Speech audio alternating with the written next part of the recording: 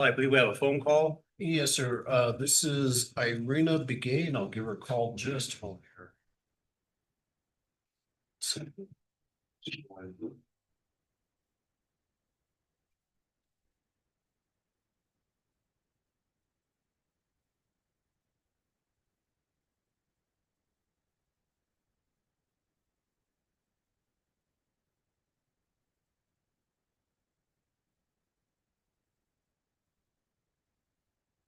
Hi, if you record your name and reason for calling, I'll see if this person is available.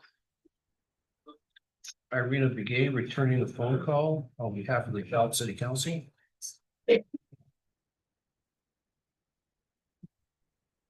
Thanks, Irina Bigut. Please stay online. Hello. Hi, Irina Begay. Yes. Yes, this is Alfred Aveda, City Clerk with the City of Gallup. We have you on speakerphone with the Gallup City Council. This is public comment on non-agenda items. You may address the City Council. Thank you.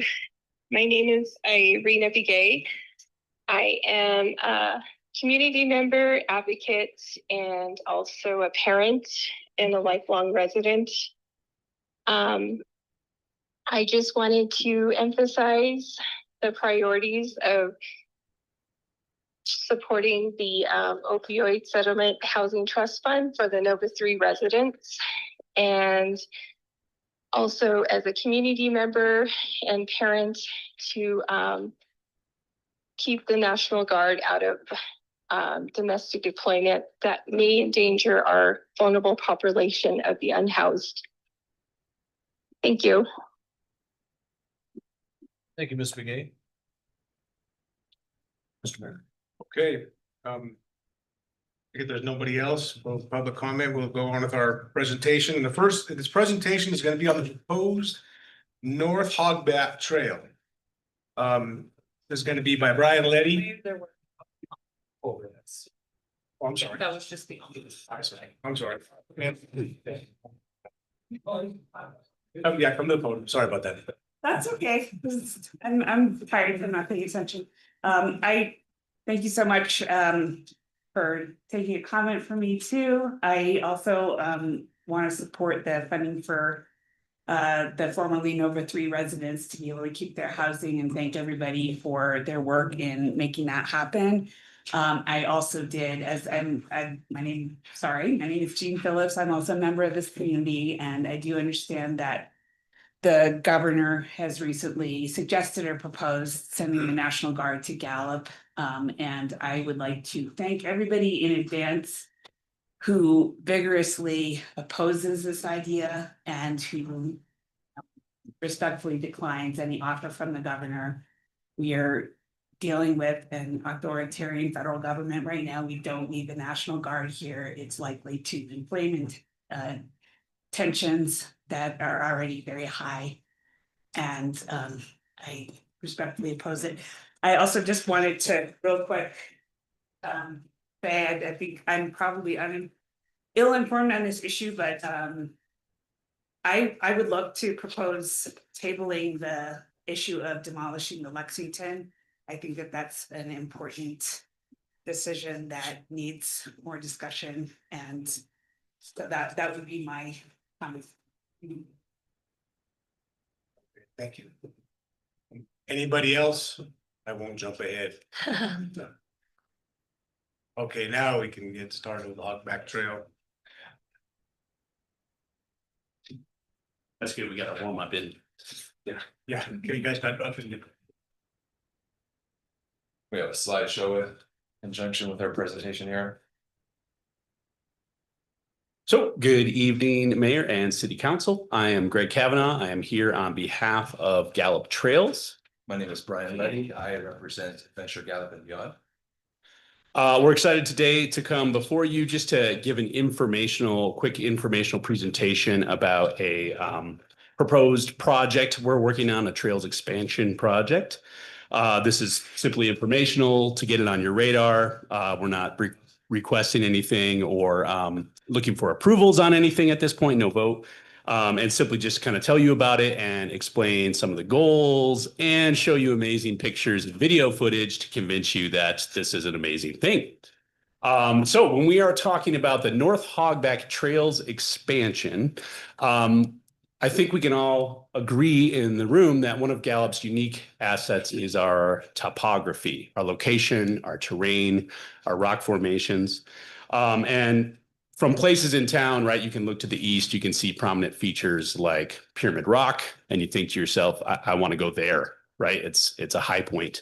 The hogbacks that run through town are another one of those unique prominent features. And as trail advocacy groups, we're always looking for how we can expand and improve the access to those places for the betterment of our community, for quality of life measures, and for tourism and recreational economics. So we are looking at expanding an existing trails system that takes place already on the hogback in between I-40 and essentially in between Hassler Valley and the waste transfer station. So there's already a trail there called the Jagged Edge, and we'll get into more of that in a second. But the next section of hogback to the north of that, it's kind of the confluence of the Hogback and the White Cliffs, is the area we're looking to expand this system to bring more trails to the community. So we're going to talk a little bit about that and some of the goals. Yeah, so kind of playing off what he said, you can see there's a map. I'm not sure if council can see that. So there is existing trails. You're looking at about 2.5 miles of trails there. Rugged, beautiful, just absolutely gorgeous views. The photo on the right represents that's the crest of the Hogback, the Jagged Edge Trail, and that was a cairn that was built by the Youth Conservation Corps many years ago. So next slide, please. And this is just a list of potential stakeholders that we've identified that we would probably want to work with in this project. You know, no one is committed to anything. These are just the players that are important. Next slide, please. So this project has two overarching goals. Greg touched on it. We want to create additional trails within the city limits for residents to access. It's a quality of life thing. We just think more trails, more fun, and just more enjoyment.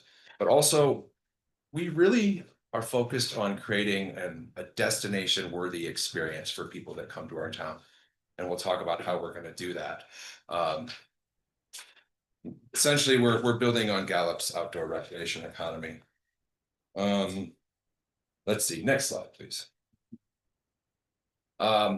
Why this matters, you know, like I said, it expands non-motorized trails option within city limits.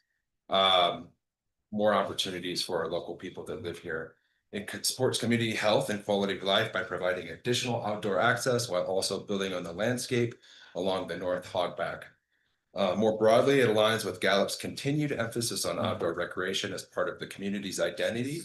Where's my notes are cut off here without identifying, committing to a funding source or implementing a specific approach at this time. Like you said, this is just an idea we're kind of putting out there and getting some feedback on. Next slide, please. Here's a map of the trail system.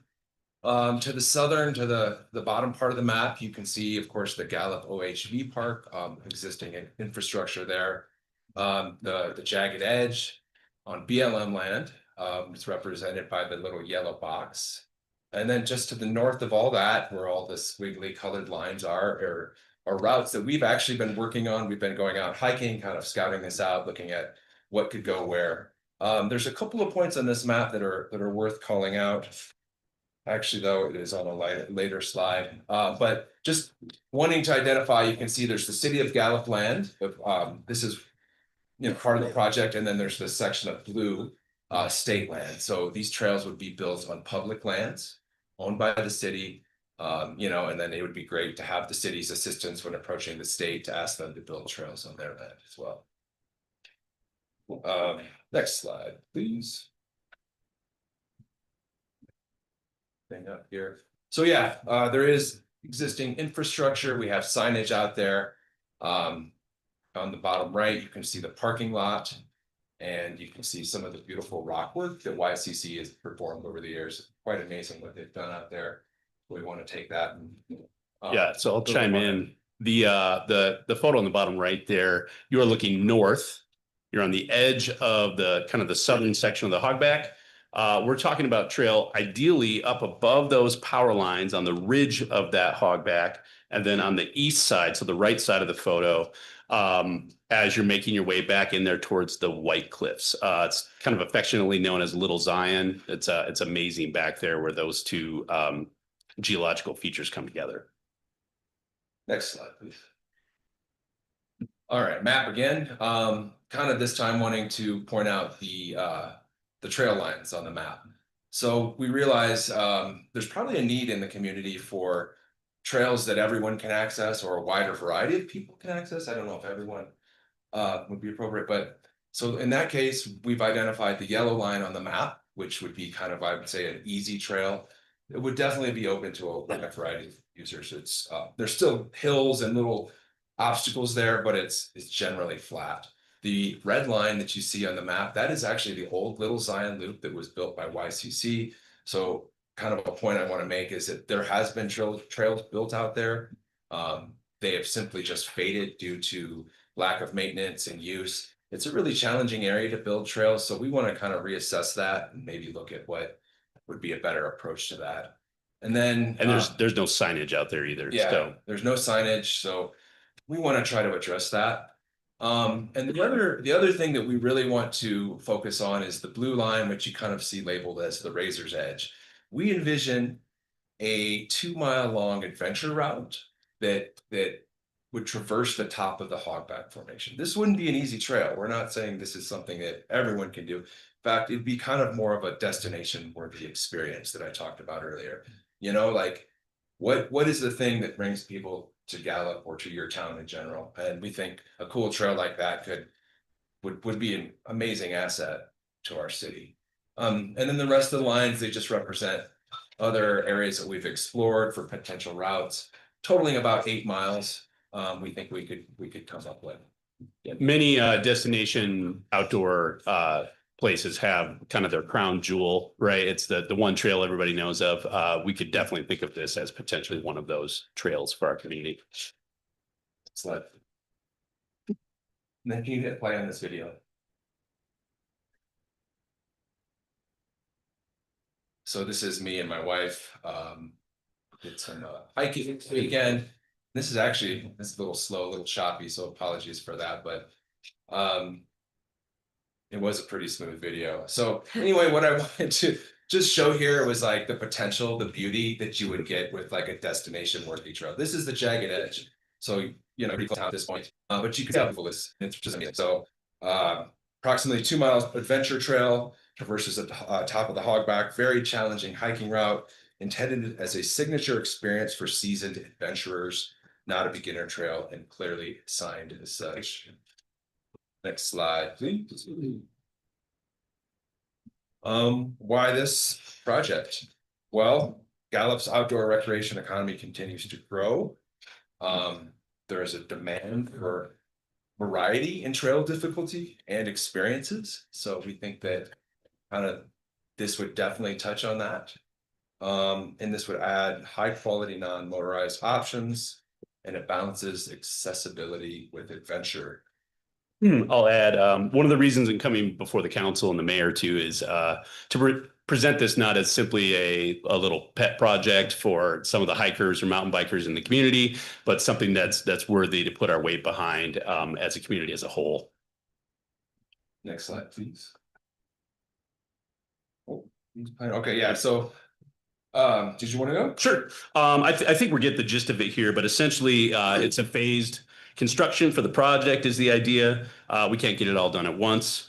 We'll start with what we can accomplish at the beginning, redo existing trail, which is the Little Zion and what we call the Honey Badger trails. And then we'll look for assistance in kind of the bigger crown jewel that we want to take on with getting up on the ridge and what would go into that. So steps, I guess, is the idea here. So yeah, planning assistance. We would probably ask, or we would ask that you guys ask the Council of Governments for that planning assistance, since you guys are a member of that organization.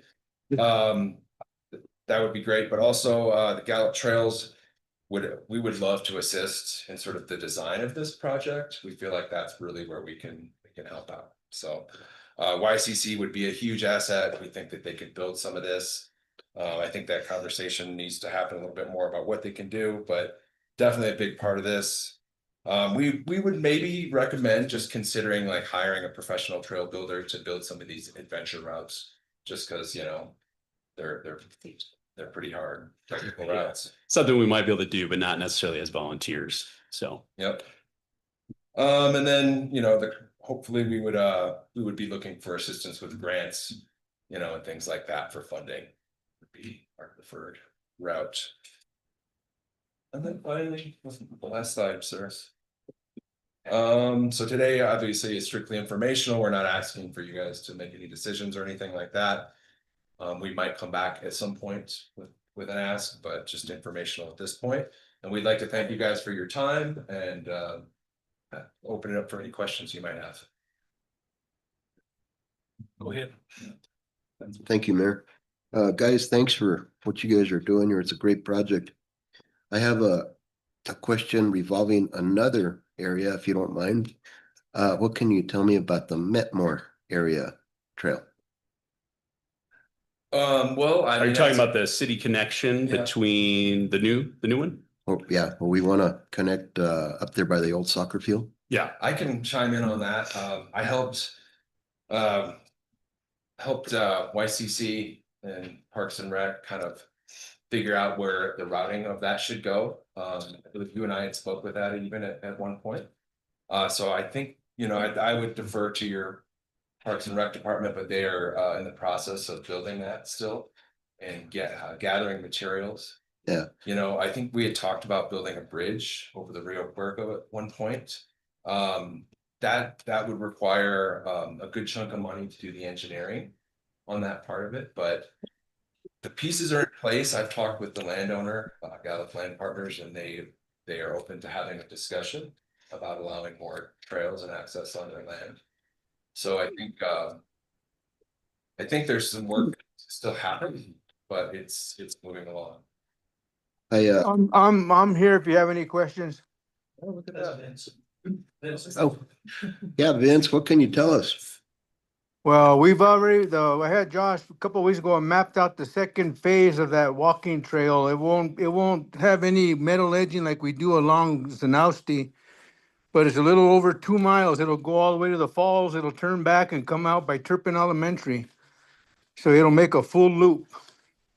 Good. And I'm hoping to get started on that pretty quick, depending, of course, of when I Okay. have people available. We're looking at about 1,400 tons of crusher fines. Very good.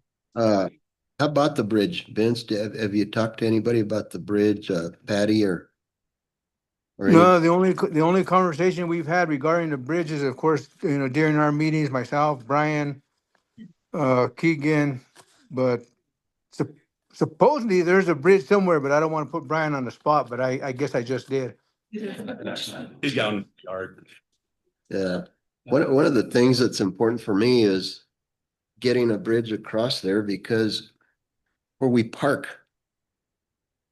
What's the trailhead called? We call it Metmore Trailhead. Metmore Trailhead. Where they park over there at Metmore Trailhead, it's kind of off the place. It's not very conducive. I don't think it's a very safe place to park your car. And the city If I was county- a crook, that's where I'd go Yeah. to go steal a car. Now, if we utilize the parking there at where the old soccer fields are Yeah. at, that's perfect, man. It's a nice, safe place. It's wide open. You know, there's probably even lights there left. Do we still have lights up there? No, there's no lights at that light. particular park. But the other thing, so the council will know, I was talking to the city manager this Monday, as a matter of fact. We're gonna put a fitness course at the old soccer field. We've got 12 stations that are on order. So we're gonna do everything we can to attract people to that location. Good. Thank you, Vince. And I'm sorry to deter you from your goal tonight. Projects are good. I need to ask. There's a bunch of these going on, so it's good. I'm glad you asked about it. And I would love to see a trailhead in this. Good. In this, yeah, so. Yeah, I just wanted to also say thank you for coming out to present to us. I think it's really cool, your passion for the land and getting people out onto it. My one concern would maybe be the residents that kind of live in that area. And I don't know if you know the family that lives just on the east side of the Hogback. I had heard that when the Jagged Edge Trail went in, they hadn't been consulted about that. And because and we're working in an area that's part city, part BLM, part state land, right? So multiple jurisdictions, but also just want the people who reside on that land to always be included and aware of any changes, even if it means like there might be more traffic coming back behind where they let their sheep go out and, you know, those kind of little things. And so I also want to offer, if you do want someone to go along with you, I'd be happy to do that if you want to go visit. Really appreciate that. That would be very helpful. Yeah. Yeah, I know Greg Kirk has had quite a few communications with that family, as the motocross track is also right there too. He has a good relationship with them as far as I know. Good. Thank you. I do have a question. Yeah, thank you so much. My questions are maybe just more naive. So this is just biking, not walking, right? No, Mostly walking and hiking. It's pretty sandy and pretty rugged. Okay, so not biking, mostly Well, walking.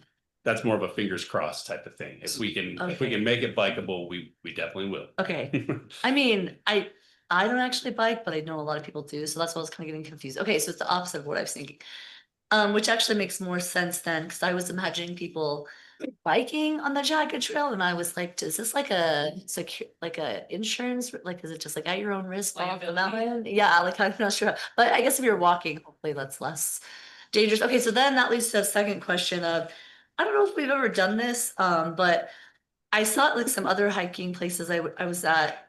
I actually don't really hike a lot, but I was hiking in Las Cruces, and they had this cool thing that was like, just, it kind of scared me and made me interested, but had signs that were like, these are different animals that are native to this area that you might encounter, which was really interesting because some were like, this bird, a certain bird, and some were like this snake, and I was like, oh, like that one less, you know, or this fox, and I was like, oh gosh, I don't know. Now I'm like nervous, but it was cool because then they also said like these are not dangerous, or these are native to the land, or certain flowers that were native to the area. So anyway, it was just kind of educational while I was walking or running. I was like, oh, that's very interesting. And I had never really seen that before. So I don't know, just a thought that if that was something we could maybe consider, and I imagine it would be pretty low cost. I mean, it was just more informational signs with like pictures of what you look for. And so I thought that was kind of cool. So I just wanted to mention that as a possibility. And then if we were, I assume you'll come back to council if we need to like talk to the COG, like if we're gonna talk to the COG about planning assistance and what that would look like and the timing of that as well. Yes, exactly. Okay, great. Well, thank you, gentlemen. You know, that area is quite unique. We spent a lot of time up there, you know, the geographic figures and geological figures, because we work on the G22 wells. There's a bush up there, the manzanitas. They grow, it's one of the only places in McKinley County it grows, Really? which is really cool. So, Yeah. this, and the access.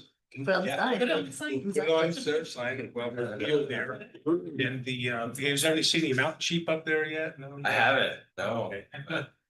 They're there. Yeah, that'd be cool. And so yeah, and this would be accessed through the motocross. Yes, Okay, so you'd have to have a agreement with getting through there and. well, that's already, that's existing already. People are already accessing trails. So you could park at the motocross. Okay. Basically, yeah. Which, to get to the parking lot you guys showed, though, you have to drive through the motocross. Yes, Okay. there is a gate. Mm. Just makes it. Unlocked. Thank you. Yep. Good job. Any other questions? Thank you guys so much. Thanks, guys. Really enjoyed it. Thank you. Appreciate it. That's cool. That would be great. Yes, thank you. The next order is the consent agenda. These items are based on the consent agenda, so the city council can designate by unanimous consent those routine items they wish to be approved or acknowledged by one motion. If any item does not meet the approval of all council members, or if a citizen so requests, it will be heard as a separate item. There's 5 items on here, or excuse me, yeah, 5. So 5. Yeah, I've got 5. Does anybody wish to hear anyone separately, or can the consent agenda go as it is? I want to pull number 2 and number 3, please.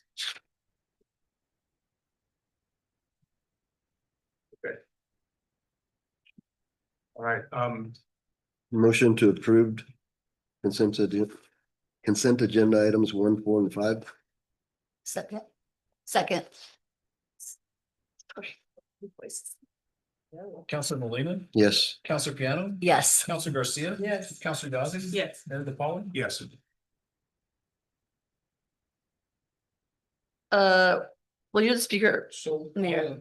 I just have a question. Yeah, so the library board is number 2, and I'm recommending Rebecca Bernietti, longtime Gallup resident, Rehoboth graduate, work race for kids, well, knew Octavia Flynn very well.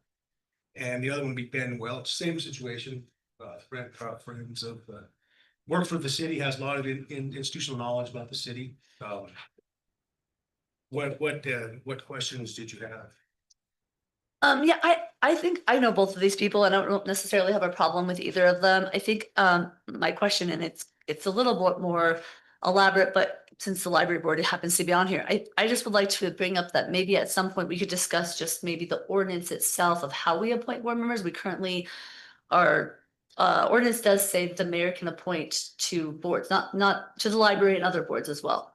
But I just would like to look at this at some point of just saying, can we discuss, having the council also be involved in that decision, talking to the various departments, whether it's the library, whether it's the fields or whatever board it is. So we can kind of get input from the organization and from the council.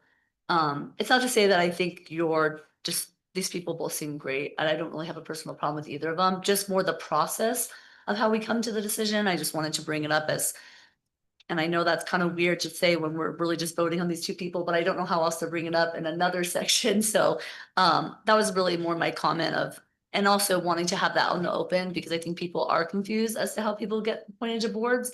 And I think I was confused even before I joined the council on how that process works. So I just want that kind of out in the open of like why it's being done that way. And I wanted you to also give like maybe a little more information about those people or why you chose them specifically for the board, because I know you said you had some specific reasons. Yeah. Did I answer your question, specific reasons? I think so. How long are they on the board for? I should know this. I was on the board. I can't remember. They're probably 4 years, like, most, that's what, or until they're replaced. I'm not too sure exactly. I don't remember a term limit on these boards. Basically, even like the sports commission or any of them would have to look into that and answer that question. Okay. I Okay, believe yeah. it is 4 years, but they stagger terms for the 4 years, but I was also interested, Mr. Mayor, in why you chose these particular people, because there was some inquiries this week that had come up about people who were interested and had applied and why you had chosen not to go with those applicants, but to go with other people. So I wanted some more background on that as well. So when we first took over when I first became mayor, on the 3rd day, we started looking at these boards and commissions. And I had people set up with the sports commission, jail, other commissions. And for this particular board, the library board, these two were best fit for those positions because of their in the case of Rebecca or Becky Bertinetti, she's raised 4 kids. She knew Octavia Flynn. She's very familiar. All of her kids went to high school, college, and she's very well of the actual library system. And she worked for Gallup County Schools, so she has some good insight on how the library should be. And Ben Welch, like it says, he's a lifelong resident. He's very familiar with the workings of the city. He's ran other boards and he's worked like at the Red Rock State Park and different places. And I think it'd be both of these be a very good asset for the hospital board. To help it move on to the next step of getting money and build a hospital board, the library board, hospital board, to move the next step of moving on and getting funding and hopefully get us a nice library built. And are either of these two individuals here tonight? No, we didn't ask them to show it. I guess my question, and because this is the first time that I've been involved in a process of approving your appointees to any boards. Do these individuals want to serve on this library board, and are they interested in advancing the plans and the purposes of the library? Because our library is kind of at this critical point, so I think it's really important that the people appointed do have a passion and an interest in supporting the work of the library. And I am not, again, I think they're both really wonderful people. But one of the things that had come out was these are not people who utilize library services, actually, or have a current library card. And so that was a little bit of a concern to me. Yeah, so, you know, these people I hear are definitely gonna help the library move forward. You know, Ben Welch, I said, he's working in the city, and Becky, her knowledge of how to, you know, provide a library and how to provide and work with kids, having raised kids in Gallup. I think that they'll help the board move and advance better just as good as anybody. Looks like maybe we might have a. Yeah. If I can address. You got, what's your name and? So my name is Tammy Moe. I'm the director of the Octavia Thelen Public Library here in Gallup, New Mexico. Mayor and councilors, thank you for your leadership and caring about the future of Gallup. I want to be very clear about the spirit in which I speak to you tonight. Not division, but partnership. We all share the same destination, a stronger city, a stronger downtown, a stronger future for our families. That's why I feel disappointed that the library's recommendations for the Library Advisory Board were not fully taken into account. The Library Advisory Board is not ceremonial right now. It is a working board at the center of an ambitious 5-year effort to raise significant private dollars for a new regional library alongside public investment. That work requires board members who are ready to show up, build trust, and carry a long, demanding campaign.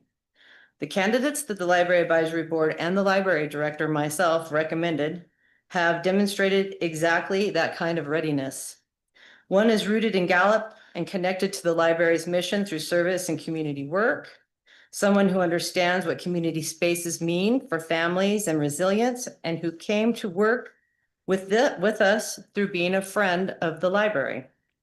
Another brings deep civic and governance experience, a proven record of public service, and a personal commitment to libraries as places that belong to everyone. Public libraries are also not separate from city government. We are one of the city's most effective frontline partners. We advance city goals like downtown vitality and economic development, and we deliver wraparound services and support the strength, health, resilience, and opportunity. So my ask is simple. When the board and the library director do the work to identify strong candidates for a critical moment, we need confidence that our recommendations will be meaningfully considered. If the mayor's appointments stand, I'd ask for a clear commitment to a shared process going forward, one rooted in alignment, transparency, and the urgency of the work ahead. A board appointment is not a seat. It's a responsibility. We can disagree on the route and still commit to the same destination. The nominees recommended by the board explicitly speak to the need for an expanded, inclusive library facility and the seriousness of the work ahead. Matt, who is here this evening, frames the new library as an inclusive community hub and ties his motivation to years of frontline social work and community engagement. Christina, who may be online, I'm not sure. She would be joining us remotely because she's traveling, grounds her motivation in the library as a civic space, which belongs to everyone, and as a place that fuels curiosity, imagination, and the public good. They both bring credibility, community trust, networks, and stamina. Matt has nearly a decade in child welfare, social work, and now works in public health in the Navajo Department of Health ecosystem. Christina's career reflects long-term public service, leadership, and education work in complex, high-stake environments. Libraries are key partners to city government. OFPL is one of the city's most used civic spaces downtown, Pre-pandemic visits were greater than 220,000 annually, with visits rebounding from pandemic lows of less than 10,000 to over 125,000 in 2024-25, meaning library decisions directly affect downtown vitality and civic engagement. The city and the state have invested in OFPL as a workforce and innovation hub, including a robust maker space, digital teaching lab, and fine arts studio, all inaugurated in December of 2024, with the mission of building 21st century skills and entrepreneurship in our community.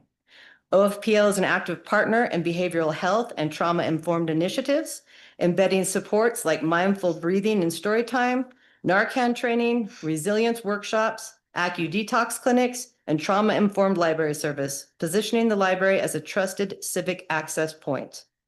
OFPL is helping expand telehealth access via a whisper booth supported by the U.S. Department of Agriculture, New Mexico State Library, and UNM partners, turning civic infrastructure into healthcare access. The library supports federal service delivery too. We host the IRS Community Assistance Program, showing how a library becomes a government service multiplier for residents. I respect the appointment. What I'm asking for is a shared process where our due diligence and mission alignment carry real weight, especially during a capital campaign of this scale. I'm committed to partnering fully and publicly with every appointed member because the mission is bigger than any one decision. And I'm asking tonight for the same commitment in return, that the library's expertise and recommendations are treated as an asset to city leadership, not an obstacle.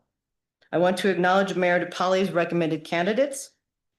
Rebecca Bertinetti and Ben Welch are clearly dedicated community members, lifelong residency, service and education, advocacy for veterans, and years of work with the city. It all matters. Those experiences reflect care for Gallup, and I respect that deeply. But I also want to name why the library's recommendations were made and why this moment calls for a very specific kind of board service. The Library Advisory Board right now is not only about representation. It is about capacity. It is about readiness to engage in a multi-year high-stakes capital campaign that will require fundraising, donor cultivation, public advocacy, and sustained strategic labor. This is not a question of who cares about Gallup. It is a question of who is positioned to carry a 5-year, $25 million responsibility alongside the library and the city. The candidates recommended by the library step forward with a clear understanding of that responsibility. Their statements speak directly to the future as the library as a regional hub, to equity, to long-term community impact, and to the work required beyond meetings, work that includes relationship building, fundraising, and public accountability. That alignment is why these recommendations matter. They were not symbolic choices, they were strategic ones. This isn't about who is worthy of serving, it's about who is ready for the work this season demands. If the mayor's nominees are appointed, I will absolutely work in partnership with them, and I will trust that they will serve with integrity. What I'm asking for tonight is acknowledgement that when the library board and the library director put forward candidates during a transformational moment, it is because we are looking at mission alignment, capacity, and urgency, not preference. Public libraries are not auxiliary services, they are civic infrastructure. We advance city goals in education and workforce development, downtown vitality, public health and resilience, access to government services, and community trust. When libraries succeed, cities succeed, because libraries are often the most trusted and most used public space a city operates. So my disappointment is not about who was recommended, it is about the process. Partnership requires confidence that professional recommendations are not only heard, but meaningfully weighed, especially when the task and the stakes are so high. That confidence is essential if we are to ask our community, our donors, and our partners to believe in this project. I'm committed to collaboration, to shared success, and moving forward together. And I'm also asking respectfully and directly that the expertise of the library and its board be treated as a strength of the city, not a formality. Because what we are building together is not just a building, it is a public promise.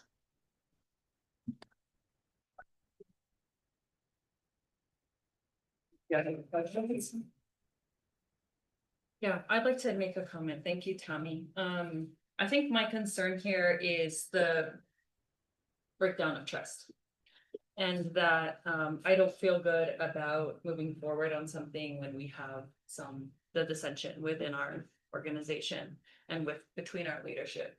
And I understanding and clarifying for the public as well, I understand that the mayor is in his rights and within the ordinance to appoint anybody that he chooses. And also understand that we do want a wide representation of our community and we do want a diversity of voices on any of these governing bodies. But because of the breakdown in trust in the process and not feeling good about the way that we're working with our department leadership, I can't support the appointments at this time. And again, not because of the people involved, but just, I don't feel good about the way this feels right now.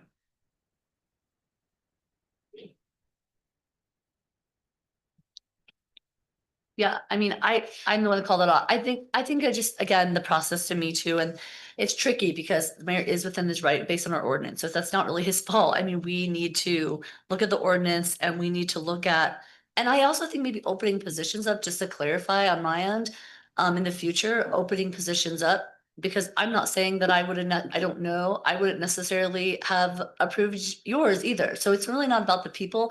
But I think there could be people in the community that we don't even realize and like, oh, and then we as a council review and say we open it up and they get 10 applicants. I'm like, no, this person doesn't fit our criteria. And we meet in a work session and then we decide like as a group and that could even open up people that the mayor doesn't know, people that you don't know as a director that were like, oh, this is a good suggestion. So to me, just the process of like opening it up and looking at the ordinance, it's like a broader conversation of why we're not doing this. And I blame myself because I had this same discussion last time I voted on this. It's like I'm having PTSD about this library board. So I want to just fix this process so we don't have to, because to be honest, this should not be becoming the Agreed. biggest deal in the city.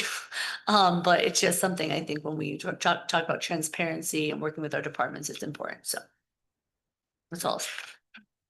Did you want to say something? This is the library advisory board president here. I'm Carolyn Kuchera. I'm the chair of the library board. And when I joined the library board 8 years ago, I was invited because a staff member saw me repeatedly using library services, like going through the stacks, checking out books. That's why I was reached out to. I'm also incidentally a professor of English at UNM Gallup. I value literacy. I am happy to work with whoever ends up on that board with me, but I was really excited about working with Christina and Matt. Are you done? I got a question for you or anybody. How many people are on this board? It's recently been expanded to 9. 9. There's 9 people on the board. Okay, and how long have the other people been on? Well, it depends. They have staggered terms, but 4 years is Is a term limit. Mhm. Okay, And they can serve 3 times. okay. My next question is for Dave. Dave, what does the ordinance say? Exactly. The ordinance provides that the mayor appoints with council approval. So the mayor has the appointment power, the council has the power to approve or disapprove. Thank you. I'd like to make a motion at this time. I'd like to approve consent agenda item number 2. Motion to approve. Second, Counselor Garcia, Yes. Counselor Molina, yes. Counselor Yazzie, No. Counselor Piano, No. Mayor DePauli. Yes.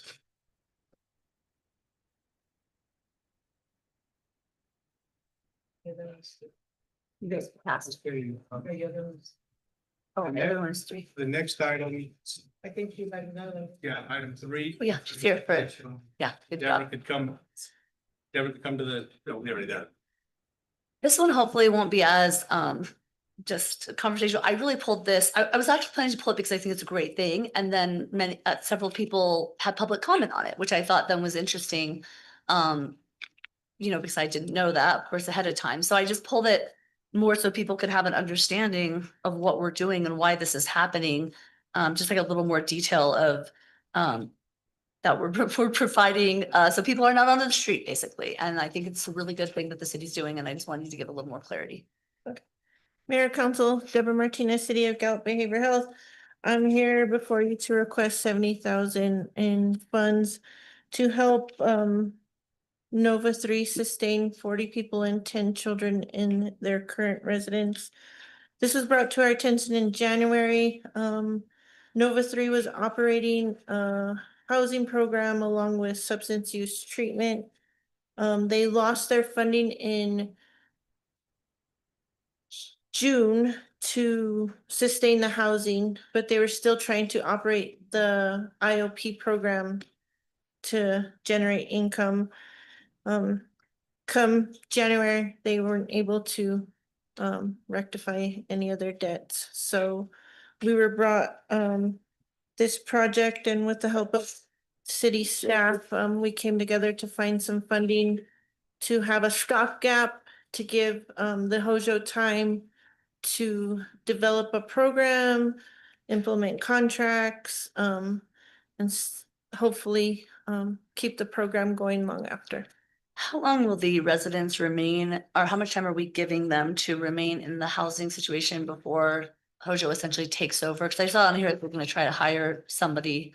Yeah, we've been in discussions with Ken. He's bringing on somebody from New York. She'll be here mid-March. Oh, But she's able to consult. In the meantime, we do have some legal, so they can look over the rental agreements. And then the prior Nova project was collecting rent on some of them, so majority of them are already anticipating the rent that they're gonna have to pay to sustain their current living situation. It might not look identical to the programming that Nova 3 had, but the goal is to get it back. so they might be paying additional rent that they weren't paying before. Moving forward, Oh, moving forward, okay. when they do the rental agreements, so this is just a stopgap. We'll do it for February and then look at the rental agreements, so income can come in so they can sustain the program manager, the programming, the food, and then the rooms. Okay. We don't know if anything's gonna happen with the person that was overseeing this project before, like a lawsuit or anything like that. Maybe that's not a question I'm allowed to ask out loud. Okay, never mind. I strike that from the record. But I did put in an application to the Office of Housing. We know they don't have any current funding, but there's gonna be clawbacks after March, so it's gonna take a group of us, and I've talked to Keegan and some of the other housing justice program members. We really lack the capacity for people to run housing programs, and I know a lot of programs are interested in running the programs. We just need to really work on building that capacity so people are able to sustain these programs. So we're not always in this emergency. Yeah.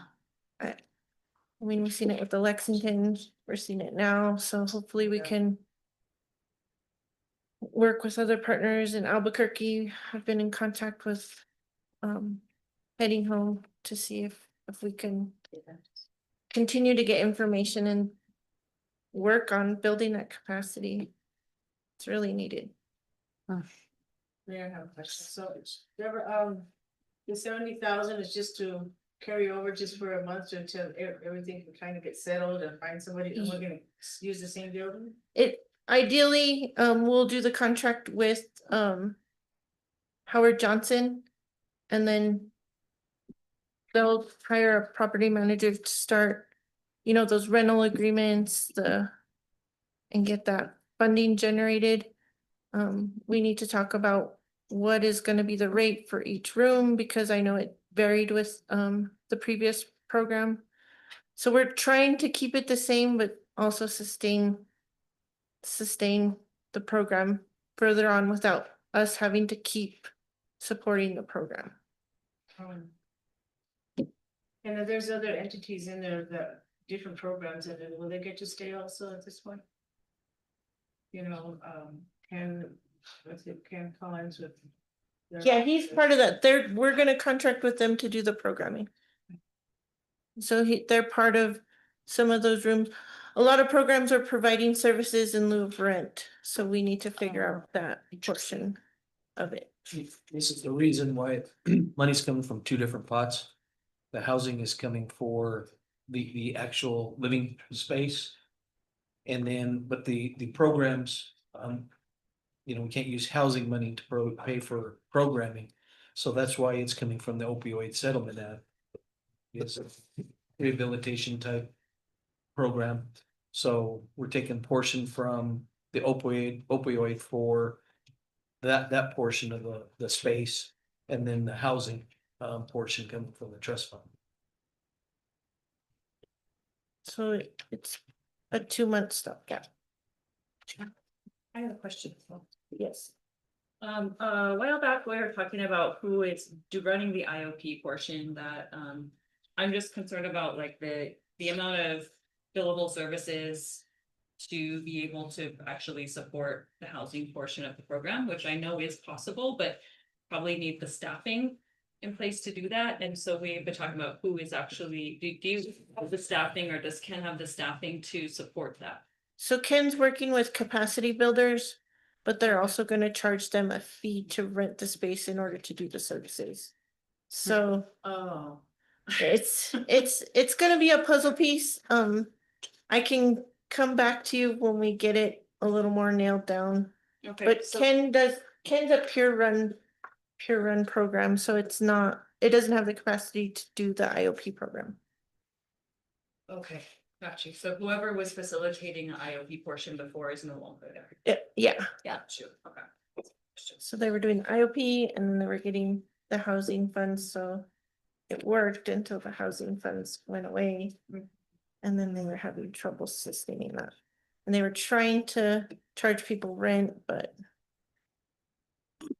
it's gonna take some time to get it Okay. going, but I'm fully confident we have some great people that are working on this, people with knowledge in housing. It's good that we have you guys to fill the gap. You know, this is very important for the city of Gallup. I appreciate you guys supporting. There's kids in there and I really appreciate you guys moving forward with this. Yes. Motion to approve consent agenda item number 3, approval of use and budget adjustment of opioid settlement and housing trust funds in the amount of $70,000.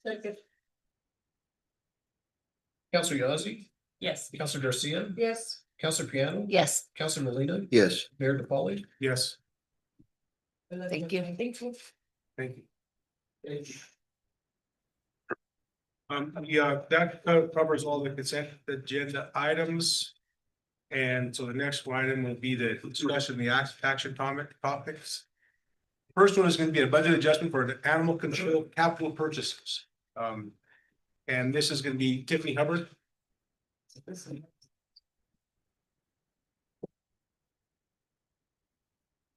Good evening, Mayor, Councilors. My name is Tiffany Hubbard. I'm the Director for Animal Protection.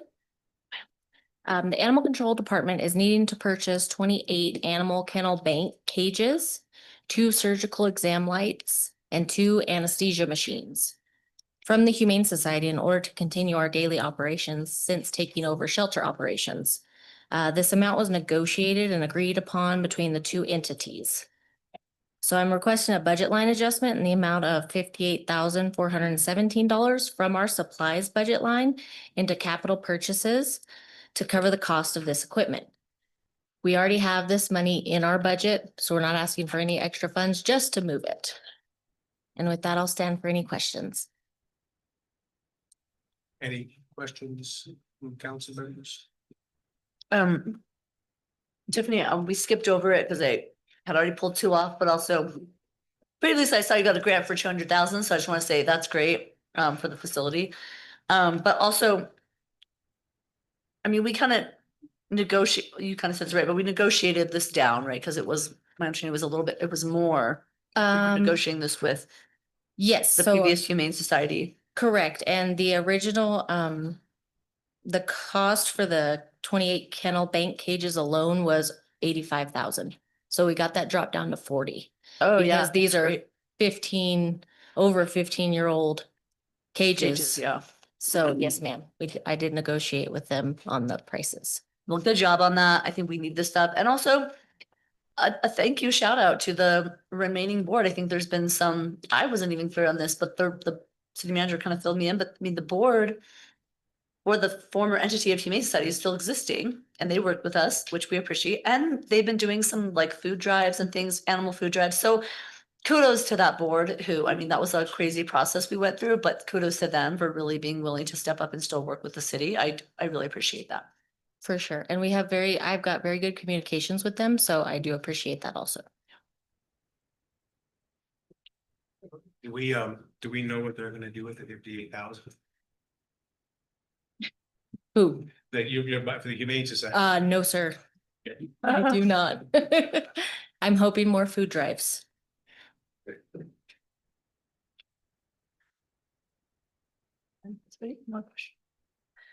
Motion to approve budget adjustment for animal control capital purchase. Second. Counselor Garcia. Yes. Counselor Yazzie. Yes. Counselor Molina. Yes. Mayor Pauling. Yes. Thank you. Mr. Mayor, on a note with them, with the closing of our newspaper, a lot of people saved newspapers to be used at animal control because they line cages. They're very used. So now with the closing of that, losing that print, I just want to put a little word out to all the people out there. If you describe to other publications, anything like that, where you have clean paper and can donate it, I mean, it's a great way to recycle and to be able to use. Our animal control center can use very much so of that. So just wanted to put that out there. It's, if not, we're gonna have to start buying stuff and then it just takes the resources even further away from the end. Yeah. Thank you. Thank you. Thank you. Next item is Community Development Department Budget Adjustment Request. And it'll be Keegan McKenzie Chavez is the speaker. Good evening, Mayor and Council. First of all, I want to apologize. I uploaded, you probably saw that on the first 4 pages. Oh, So- sure. And I apologize for that. 8 hours of my life will never get back. It's their whole budget. Now we know what you're working on. And I have to take that was the first time I attempted that, like putting like that day, everything I was working on. And I don't know how that happened, I apologize. So I come to you with this request. So when I was hired, new position and new department, just me, and they basically provided $27,000 for me. From, I think, let's see, September to January, I've grown by 3 more staff members. So now our Department of Community Development is 4 people. And the staff has needs for travel and attending workshops. So that's a big chunk of the money. And rather than coming back to you more than once, I thought I'll look at all my other accounts and see where I need to add funding. Didn't realize how expensive it is for advertising and printing. So the fact that we're holding kind of community events, that was kind of the jump in the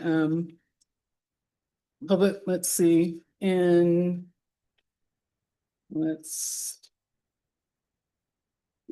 printing and publishing. So requested some funding for that. And really, I can just answer any questions. I kind of broke down and listed the events that the grants and contract manager want to go to, our new grants compliance officer, and then our housing person want to go to. And then there's a couple of events that I'd also like to go to and some training. Okay. Sure. So my only question about the travel is, are these conferences things that your staff are any of them required for certifications or licensures that they need to keep up? You know what, the one that is probably one of the more expensive ones, the B2G Now, that is basically dealing with a federal platform kind of software that explains how to do the reporting that may be required. So that one is needed. Everything else will basically just kind of increase skills.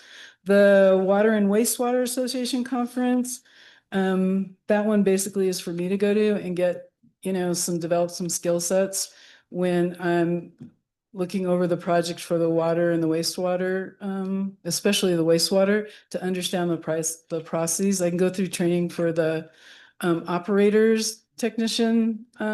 Is that the correct term, Mark? Yeah, just so that I get some knowledge as I'm trying to understand all the pieces in those systems, especially the wastewater treatment plant. And then the other one, I don't know if let's see. And the other one was, I think, a requirement within my first year was to get LEED certification. And that is an online program. I don't have to travel for that one. But and then despite those, the wastewater, the B2G now, and then the leads, everything else, I think will just enhance their skill set and help them perform their jobs better. Yeah, thank you, Keegan. One thing about these overnight stays, especially like the Mexico water and wastewater, you network and you meet people. And there might be someone that might want to move out, which is kind of the other reason we're getting these is kind of a recruiting trip. And I probably the gathering small towns is very similar, isn't it? A lot of people you meet at these conferences, and I don't know, you get in straight to seeing if there's doing a little bit of networking and perhaps even recruiting. Well, and there was one at the end of January, but I didn't have enough money in my budget to go. There is another one happening in Espanola at Oke Awenge. So that was great that they happen twice a year for the Water and Wastewater Association Conference. Actually, I should also add the Homegrown Housing Series. That is a program that Tammy Parker signed up for. It's a series of 5 different sessions. So she's already attended 2. There was a little kind of wonkiness with the 3rd one, but there's still 2 more sessions left. So the next one is going to be dealing with, let's see, that one's dealing with agencies to kind of bring together your project. And this program is kind of interesting. Basically, they help you develop a project. And then the last session is presenting that project to a panel, and the organization that runs that brings in different legislators and different agencies that might be able to fund it. So I guess she could drop out, but she is part of the program and one of the participants for that. So we need to fund the next 2 sessions. I have a few questions. I can Sure. start sneezing. So I have a follow-up question on the training too, and Okay. This is only because I work for nonprofit and I'm cheap by nature. So it does seem like a lot of excessive. I just preface that it's still not used to government and how much excessive money we spend on trainings and whatnot. Could we try to limit trainings to not flying everywhere? Because that's an added expense. Like you said, Espanola, that's close. But then also, like, I'm just looking at, this is petty, basic, but like Santa Fe 4-night hotels, $250. I think our cost just recently to go up to Santa Fe was a discounted rate that Tasha got us, and that was a downtown hotel. It was cheaper than that. So I'm just wondering about some of that. So, yeah. So that's for 2 different sessions. Those are 2 nights. So that would be your session 4 and session 5. Oh, okay. That covers 2 nights. And I'm not attending that. I'm not going to that to, allow for some savings. So, and then the other thing, I use the actual rate because just coming from my state position, how hard it was to get hotels. I mean, I'm hoping we can find things cheaper, but I don't have to come back to you guys and say, we're over. So I put kind of the middle rate.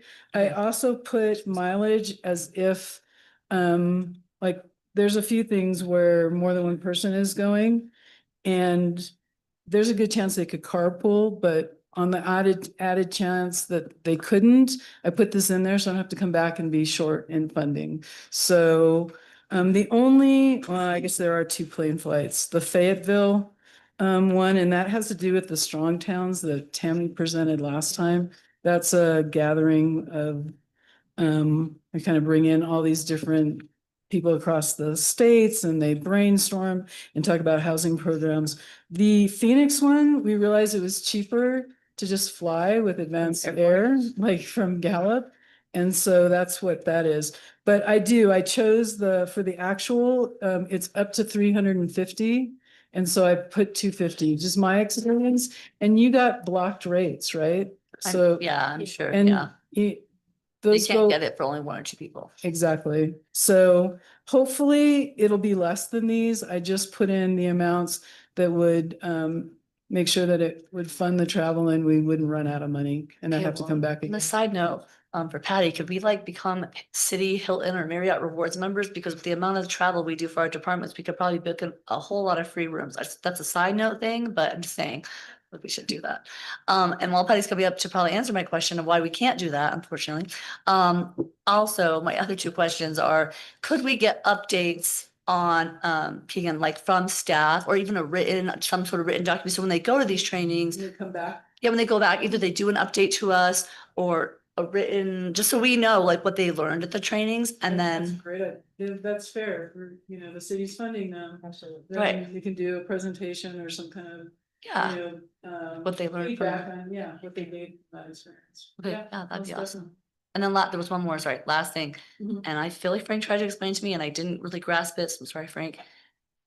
Remind me or explain to me why because 2 of the 3 extra personnel people that you got for this department are already working for city.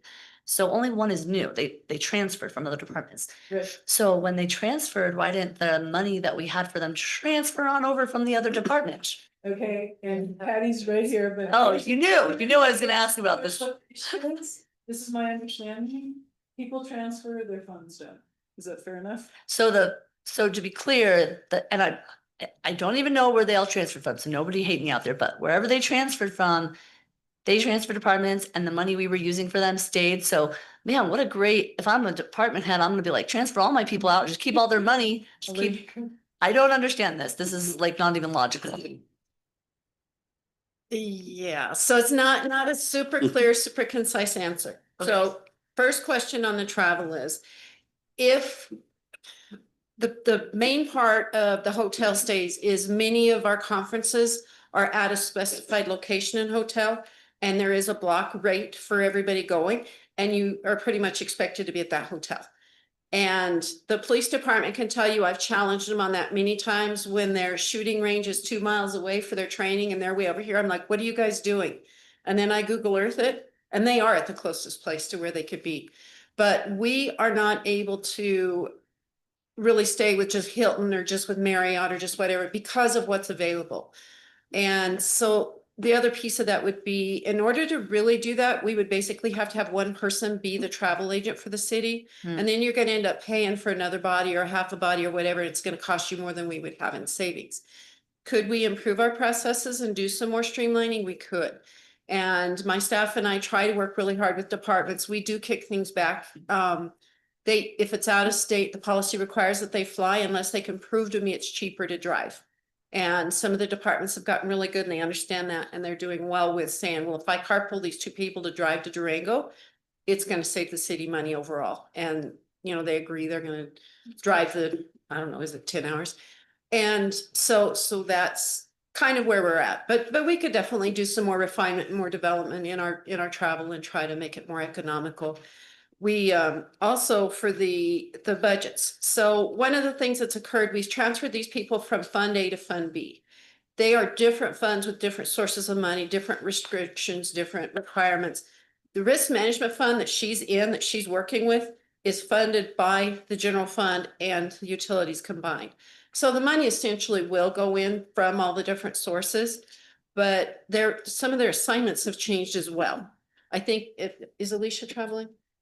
Yes. She normally wasn't one that was doing any traveling other than like a state meeting for her old role. Her new role is more in-depth and more defined. So even some of their requirements have changed. And we knew as we were developing this new department and getting things set up when we did the budget last year, and we kind of mentioned it, was we just threw a swag at what we thought they might need for the first year. It's just taken off and gone a little bit further than we anticipated, which is why we're having to go ahead and get funding in there and help them develop with what we're trying to to give them as a workload. Well, I mean, I understand that like you can't maybe know the full embodiment of like what they were charged for travel and everything, like, cause maybe it just wasn't all written down, but you do know their salary and their benefits. So did the salary and benefits that paid them that was coming out of that other department transfer over to their new department? Because Yeah, that was all done as part of, Okay. of the Okay. presentations we've done and the approvals we've gotten for the year. Okay, I mean, as long as that kind of at a basic level, I'm just imagining like, Yeah, one was already budgeted there and then two were transferred in during the year that we didn't have originally budgeted that way. okay, I mean, that helps. Also, I just want to say, I've never been to a conference at some Motel 6. They're almost always Hiltons. I know it because they have to have a big space. And so I'm just saying, like, you add up so many points. I don't know. I do it on an individual basis and the amount of travel, I mean, it's like having a flight card. Like we could just get so many free flights because we gotta figure this out. The amount of travel and the amount of city employees, it feels like we could be racking up some sort of point system that helps pay for other stuff at some point. It's possible. possible. It's just we would need a person that's designated that's basically their primary role. I'm about to And- designate myself. And I can tell you as one that travels, I'm really picky about it. I just booked my flight for my GFOA. I booked one way there and one way back because one airline offered a direct flight, which saves time and money. Yeah, exactly. And it was cheaper to book 2 one-ways than a round trip. I'm like, But I spent a bunch of my own time and researched that because it suited my schedule as well as the city needs. Yeah, we could definitely do something like that. Is it feasible? Is it realistic?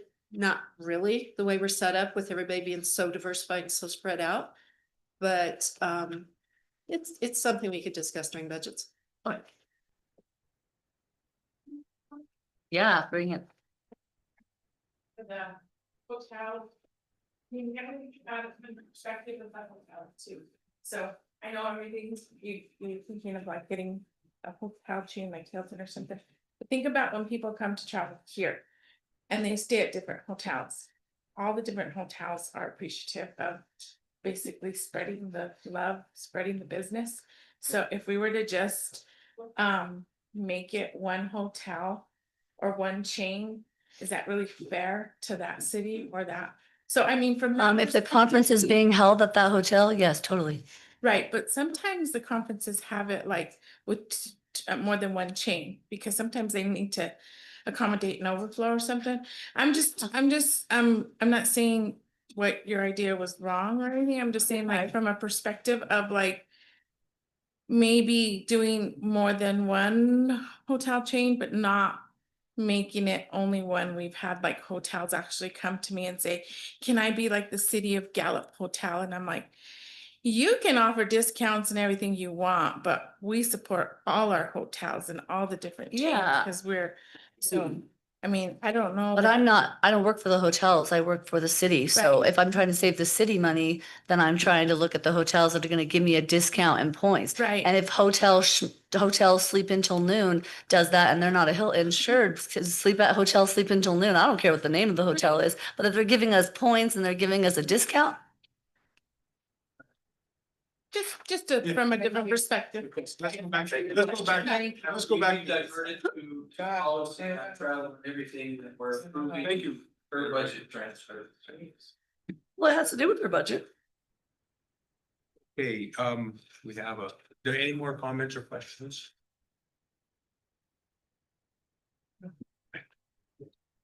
Motion?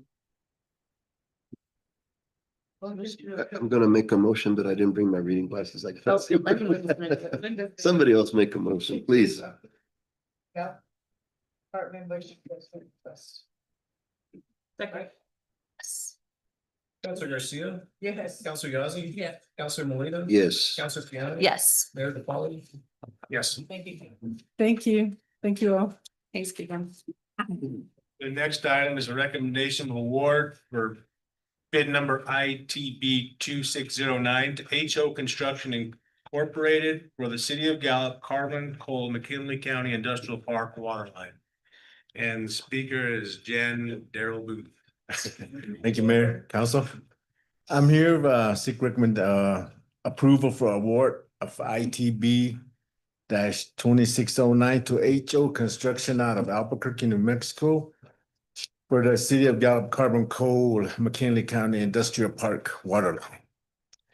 This project consists of installing new water lines on Carbon Coal Road and Industrial Park Road at the newly developed Industrial Park site in the City of Gallup, New Mexico, for the amount of $1,087,854.38. The Carbon Coal Road portion of the water line will consist of installing approximately 2,400 linear feet of 12-inch class 350 ductile iron pipe. Work will include gate valves, air release valves, a fire hydrant assembly, water line tie-ins, fittings, specials, trenching, rock excavation, backfilling, and traffic control. For the industrial park portion of the water line, be the same, only it will be 535 feet of 8-inch class 350 ductile iron piping. Work will also include gate valves, air release valves, a fire hydrant assembly, fire post indicator, high pressure water surface meter, fittings, specials, trenching, rock excavation, backfilling, and traffic control. Project JU 2307 will be funded by a U.S. Department of Commerce, environmental position of 0879-05634. And I have uploaded document to that effect. Yeah, just to make sure everybody's sent, it's an EDA, that's economic development. Correct. Plan, 100% paid for by the federal government. Good, That's great. good. Any questions? Or- I do have a couple of questions. And I'm sure between the mayor and Jan, you guys can answer them. First of all, this is water. Where's the water source at? Be coming from Gamerco tanks. We have Okay. a new Okay. 24-inch water line. This will be tied into that. So we're running them on the easement beside this new road? Yes. Okay, That all The helps. easement? Yeah, so the road right away is 250 feet wide. okay. And in that road right away is the road itself, and then there'll be sewer lines, water line, gas, and then electricity. Now, my question is, and I think I know the answer, but I'm gonna ask anyway. Couldn't we have included the sewer line in at the same time? I know it's a money thing, but I think we'd have saved money by doing both of them at the same time. Yeah, there's funding. North, south, this is east, west. Yeah, there's also a component plan for the sewer line to go east west, but there's no money for the sewer. Okay, so the sewer line is going laterally north and south, okay, when the time comes. The Kachina line. Gotcha. So the Okay. Kachina line will have to run from Walmart all the way 2 miles to Carbon Coal Road, and then from there it'll go east and west. Now, I understand there's one fire hydrant on the main road. Is that what I read? Not at this time. No, but this There's project will gonna include be that. 5 fire hydrants. There will be 5. Yeah. Okay, because I only read that there was 2, one on the property, one on the road. Yeah. I Don't have my there's gonna- notes. But there is 5 in the plan. Pretty sure. Okay. Chief should speak. And that's what I was gonna ask Chief if he had, But had it, how many feet apart?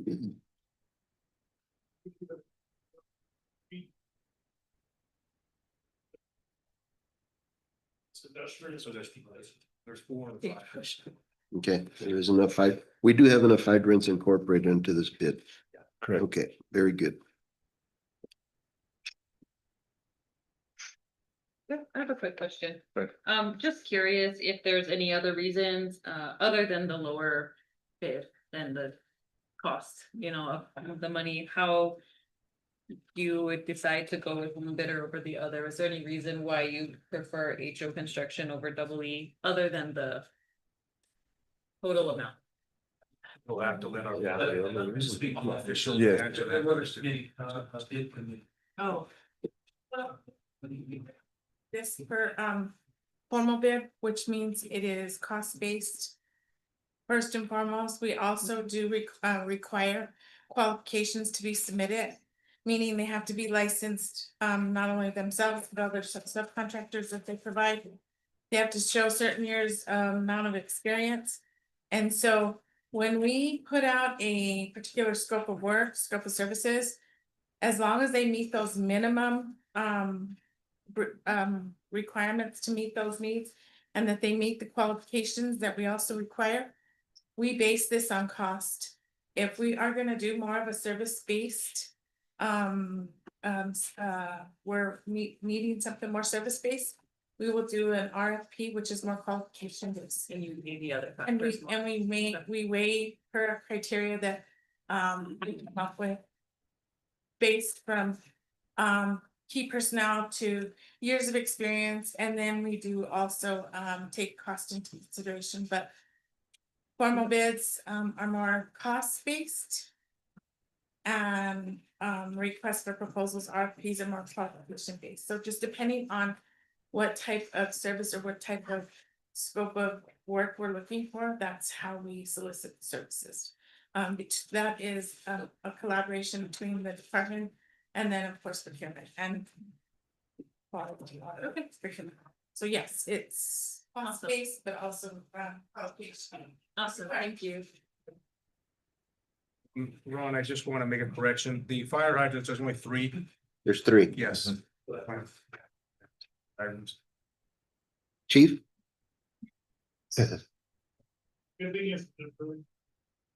No, sorry. Yeah, so the idea, now that I remember, the idea was there is a cul-de-sac, a 540-foot cul-de-sac, which will have 2 fire hydrants. The 12-inch line itself is a transmission line. In Carbon Cove Road, and there was 1 fire hydrant put in the Carbon Cove Road. But eventually, as development occurs, we anticipate the line to be ran laterally north and south, and then that's fire hydrants be put in. We didn't want to give a lot of access into the line, as you know, because Yeah, potentially you knows what happens. want your hydrants on your distribution system, not really in transmission. Okay. I'd like to make a motion. Everybody done? Yeah. Make a motion to approve the recommendation of award for the bid number ITB 2609 to HO Construction Incorporated for the City of Gallup, Carbon Cove, McKinley County Industrial Park Water Line. Second, Counselor Molina, Yes. Counselor Piano. yes. Counselor Garcia. Yes. Counselor Ghazi, Yes. Mayor DePauli. Yes. Thank you, Mayor. Thank you, Council. Thank you. Jan? Yeah. The next item, number 4, is the future of the Lexington Hotel. And today Marcus Largo is going to give us an update, and I'm sure Frank will have some additional updates. Good evening, Mr. Mayor, City Council, executive staff, members in the audience, and those watching online. We have reached a point in our conversation with our insurance company who provide coverage for the Lexington Hotel regarding the structure's fate. Unfortunately, the events that had occurred within the building itself have, by recommendation of our contracted engineer and those who assessed it from our insurance company, the adjusters and so forth, have determined that the cost of repair for the Lexington Hotel would be pretty substantial and almost exceeding its property value.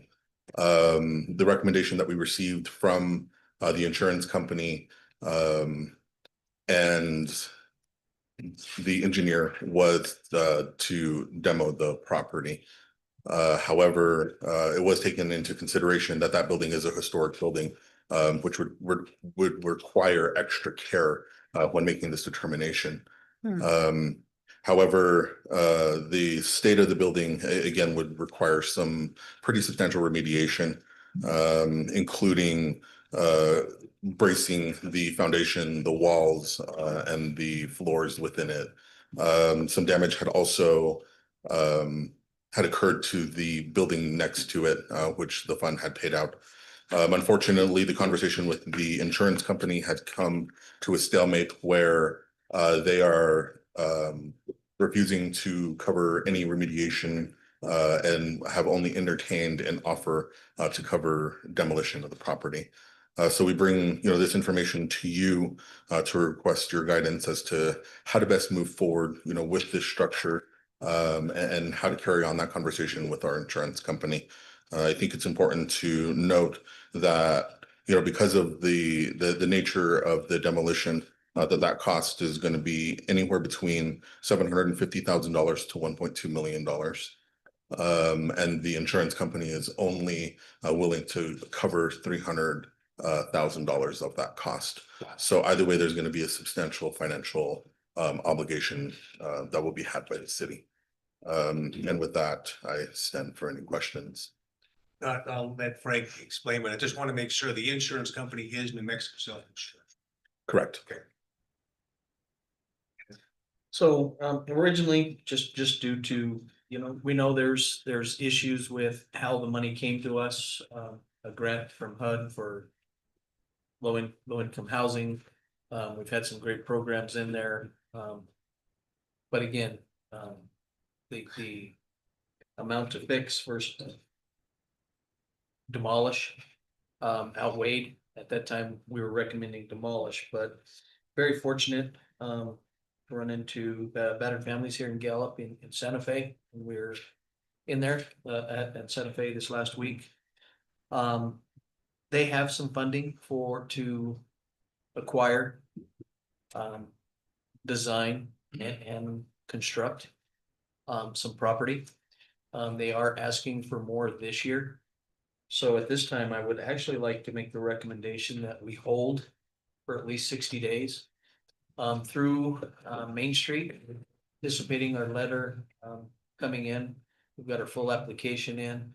We're anticipating our go-ahead letter from Main Street this week.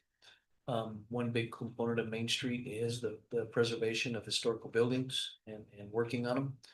So we'd like to work through Main Street to find a historical engineer or architect that works on historical properties to come in and look at it.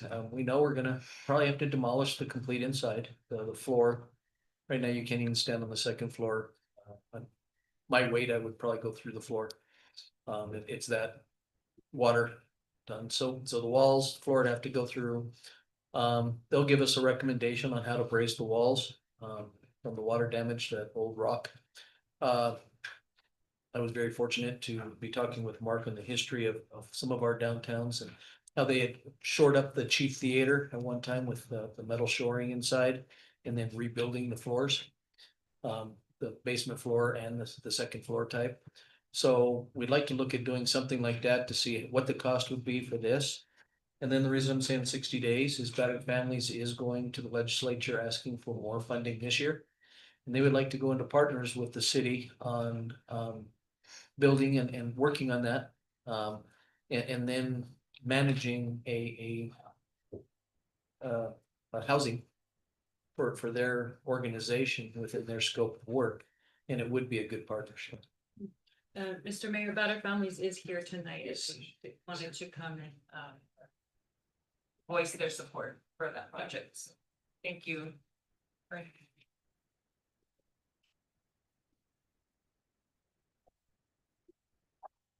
Good evening. I just came from a basketball game. I coach basketball, so the Lincoln Lynx won. It's great. Oh, that's great. Yeah, we'd like to partner with the city on building some shelters. Ideally, the Lexington Hotel would be a great youth shelter just because of the space of the rooms. It wouldn't qualify under HUD as a family unit shelter. And so we run a housing program with HUD right now. And so we're very familiar with the specifications and the requirements to be able to submit reimbursement documentation for that program. The Lexington Hotel is, a big part of the history of Gallup. And I think it would be good to make a little effort to kind of save it. So any questions? I'm here to answer them. What, excuse me, what are the probabilities of getting money to do that? Realistically, Well, I think at this point, we have last year's allocation, which was around, I think it was 2 million or so. And so that we have 3 years to spin that out. So at this point, it's 2 years left. For this year's requests, depending on how some of the other capital outlay projects have been spending out or reverting their funds, then we'll have a higher return on that. But we do have some support within the legislature to create shelters for the population that's on the streets. So we will know at the end of the legislature when that final bill comes out. good. Great job. You've been working on this for many years. You have got it all together, so I see this finally coming to fruition, so I thank you for the effort that you put into it, working hard on it. Would the city be the fiscal agent on this?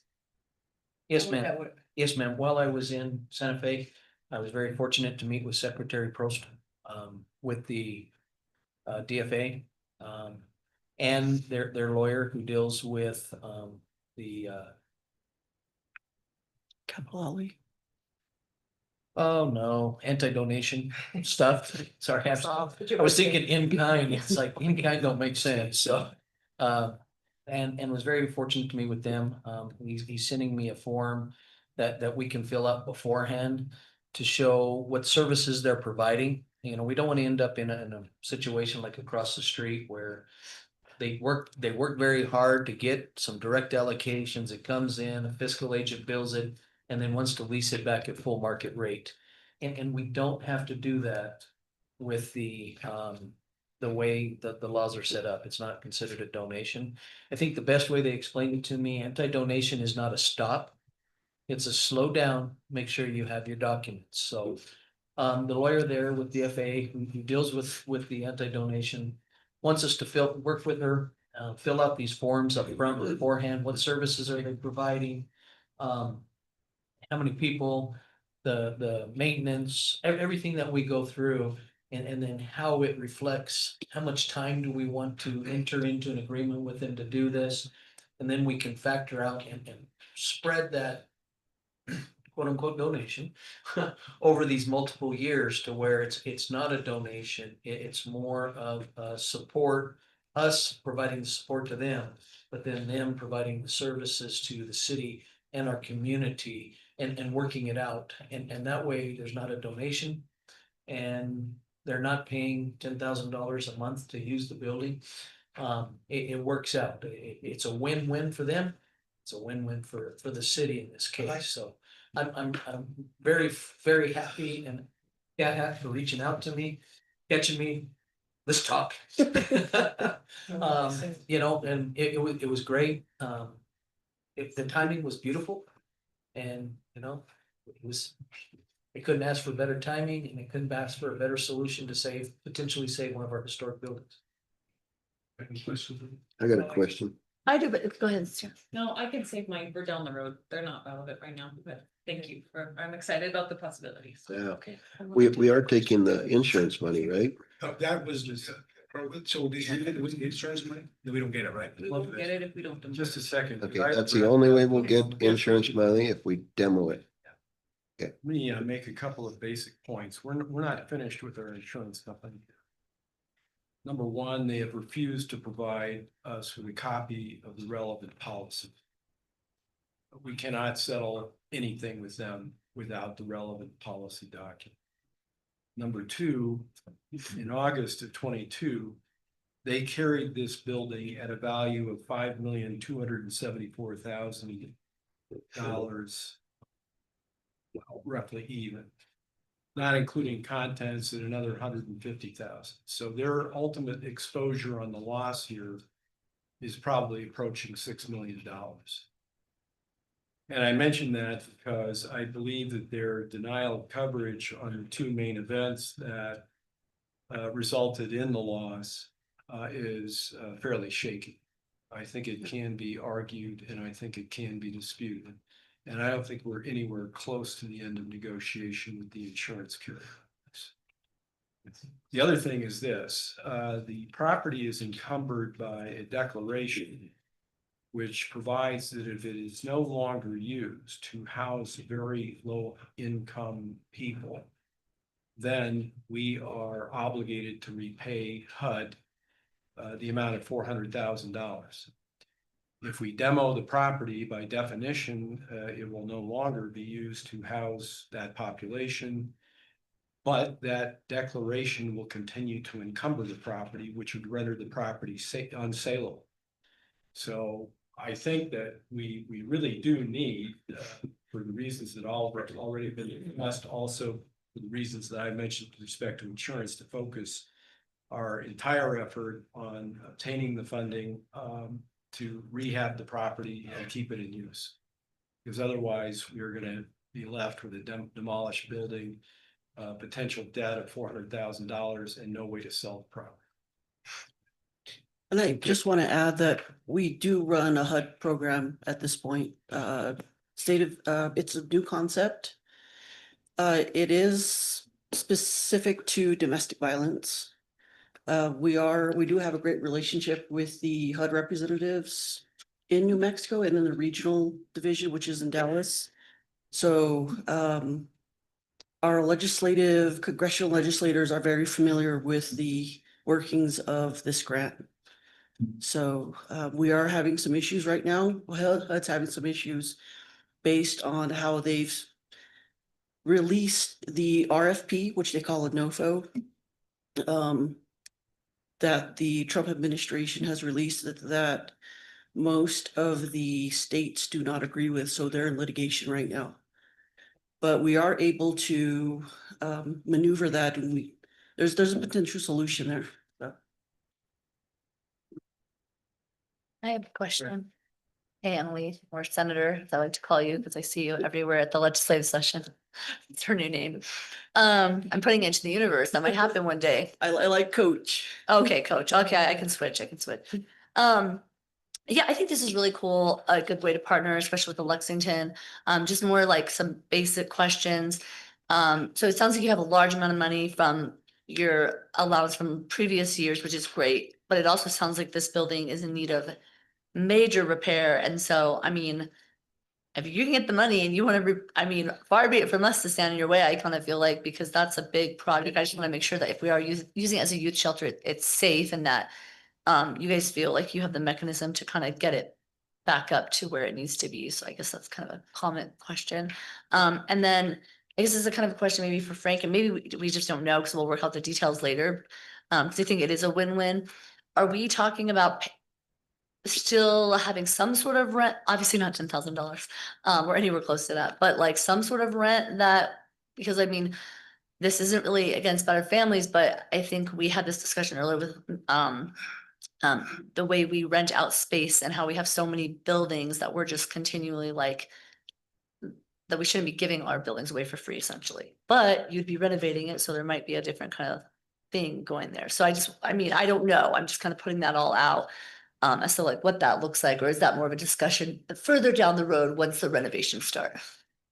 Again, they'll send us the form. Okay. And in the form, we will not only put the maintenance, the services that provide the programs, the education. You look at what their program is. It's not just, we're providing just a shelter. It's so much more for our community. So we can take a piece of all of that and put it into the form. Okay. Again, this is the leading expert in New Mexico on anti-donation. And we'll send it to him, the proposal, and he'll go through it and make recommendations of this passes the muster, this doesn't, adjust this, or looks beautiful. And then we have a plan, which I like before we get into any type of agreement or accept any funding or anything. We have everything down on paper, ready to go. And it's a long-term, again, this isn't gonna be a 1-2 year, we're done. This will probably be, we're talking a lot of money. This will probably be an 8, 10, 15 year type of process. And again, slow down, take your time. take all the time you need to work through the services and the funding out. And we can do it. So I think it's a very doable. We've already got a big chunk to start on it.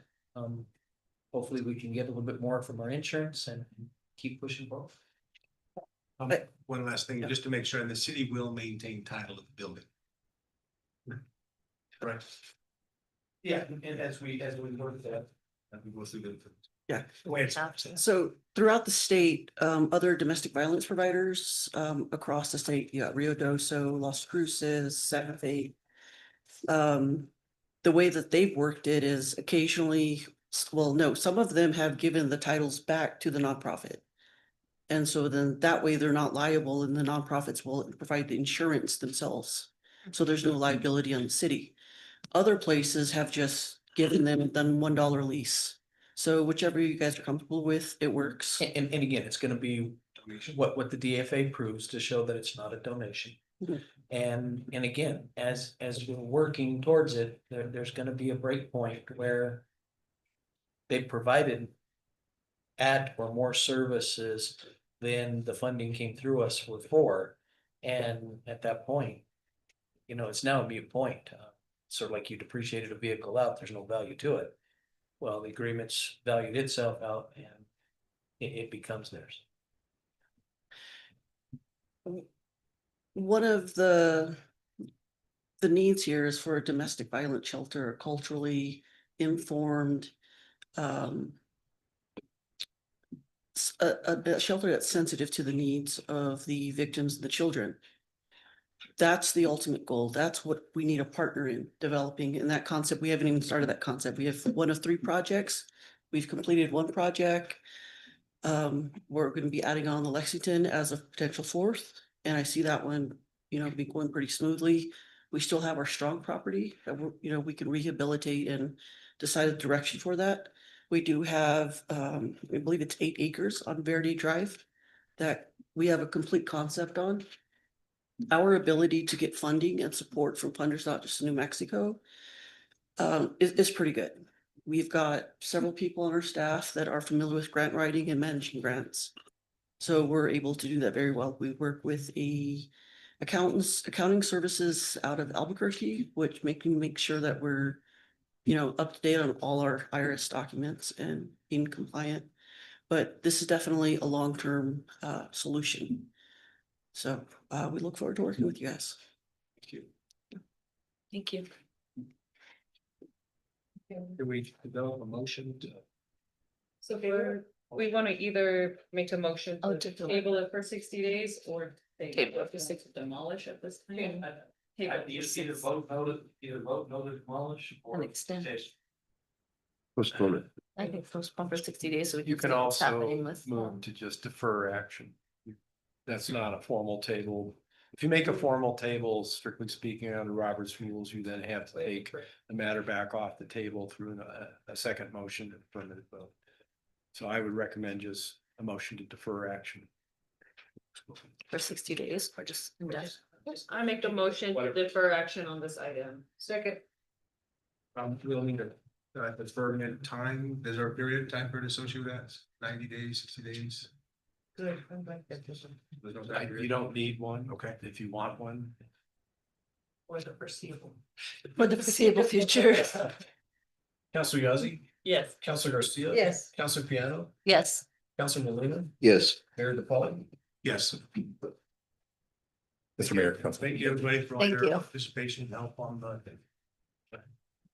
Our next item is the extended contract with city attorney and contract for selected legal issues. I'm the speaker on this item. And the contract for Mr. Dave Eason expires on February 14th, 24th, 2026. He's requested to work until the end of March to ensure a smoother transition with a deputy city attorney. And on the other thing he requested to contract beyond March on issues dealing with the trade port and the Navajo Gallup water supply project. You can see the fiscal impact there. I don't know what's our direction for that, is it? It'll be a little bit less than sort of talking. The 30th. No, it's actually gonna be a little bit more because we're going from the 14th to the 24th. Okay. Sorry, no.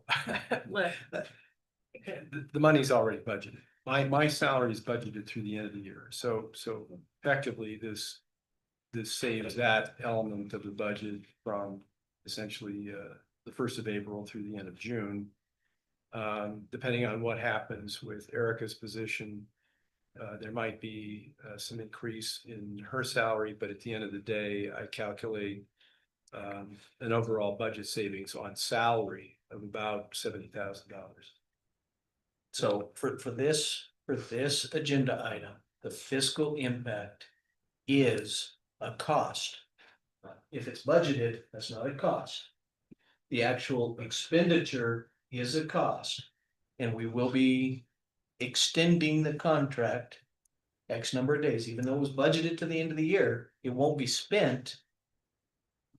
We are spending, what did I have, 32 days? It'll actually be 42 days or minus the weekend, so say 40 days. So it'll actually be a fiscal impact of 40 days of salary. Plus whatever, if the council wishes to contract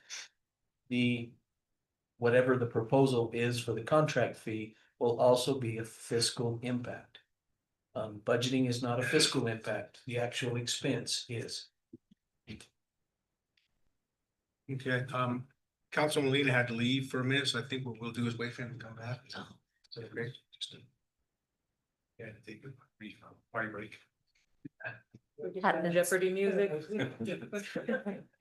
You know, we wrote all that. A lot of stuff.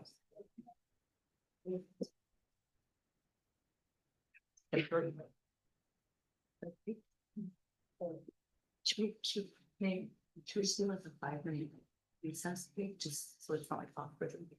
Yeah, we can have a 5-minute recess, is that, we can do that now? Yes. Recess, okay. Thank you.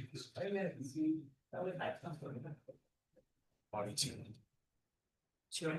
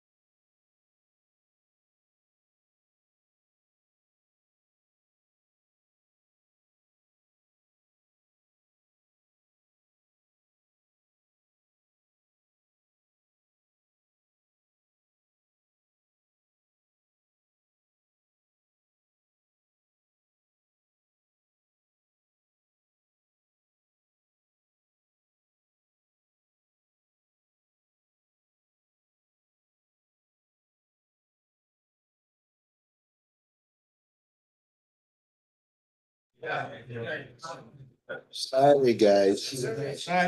Get ready to restart the meeting. And yes.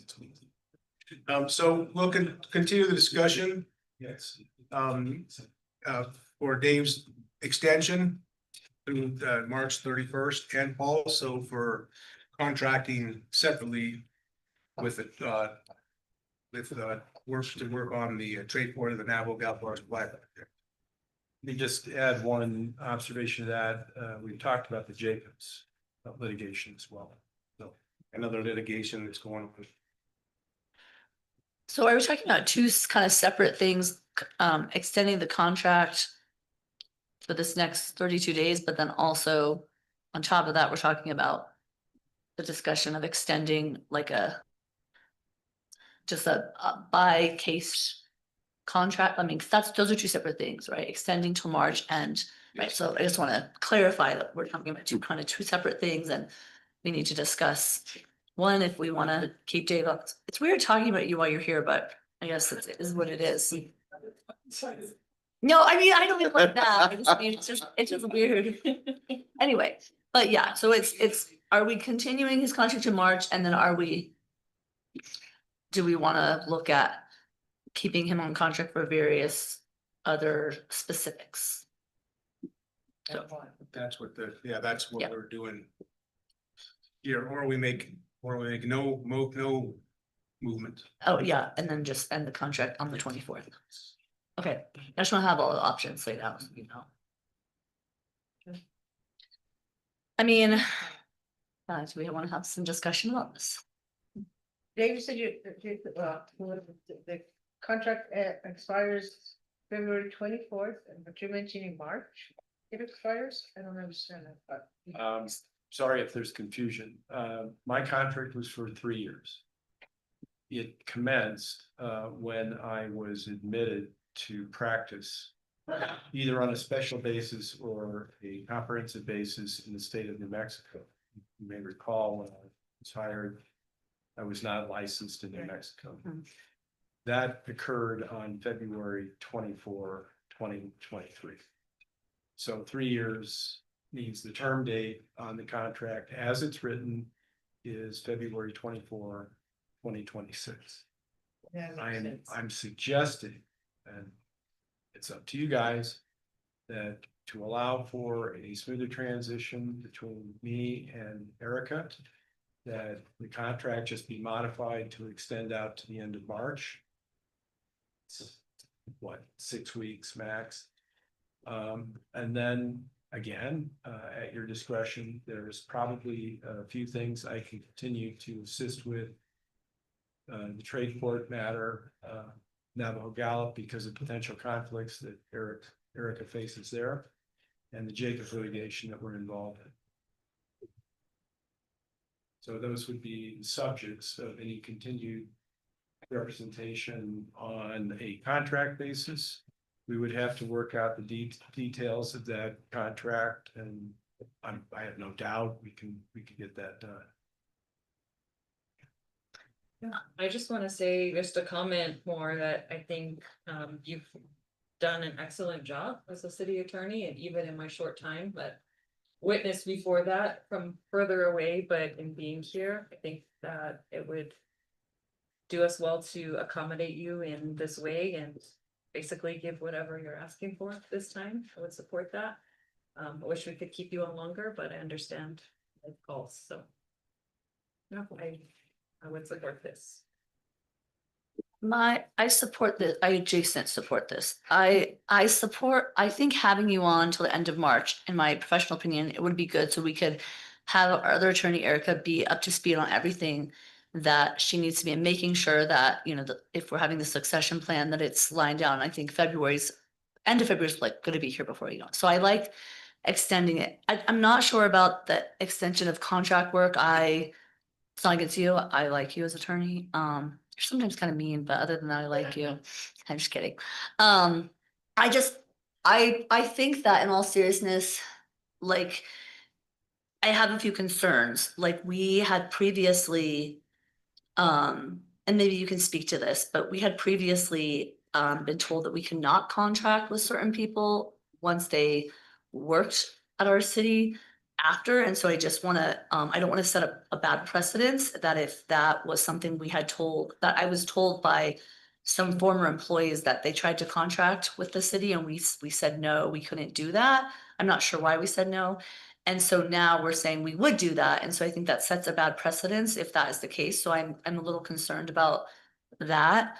And also I think I am also concerned that once you contract with someone, you become much more reliant on them than you anticipate. Like you say, well, we're only going to contract with you for this X amount, but you have so much knowledge of the city and your work expertise.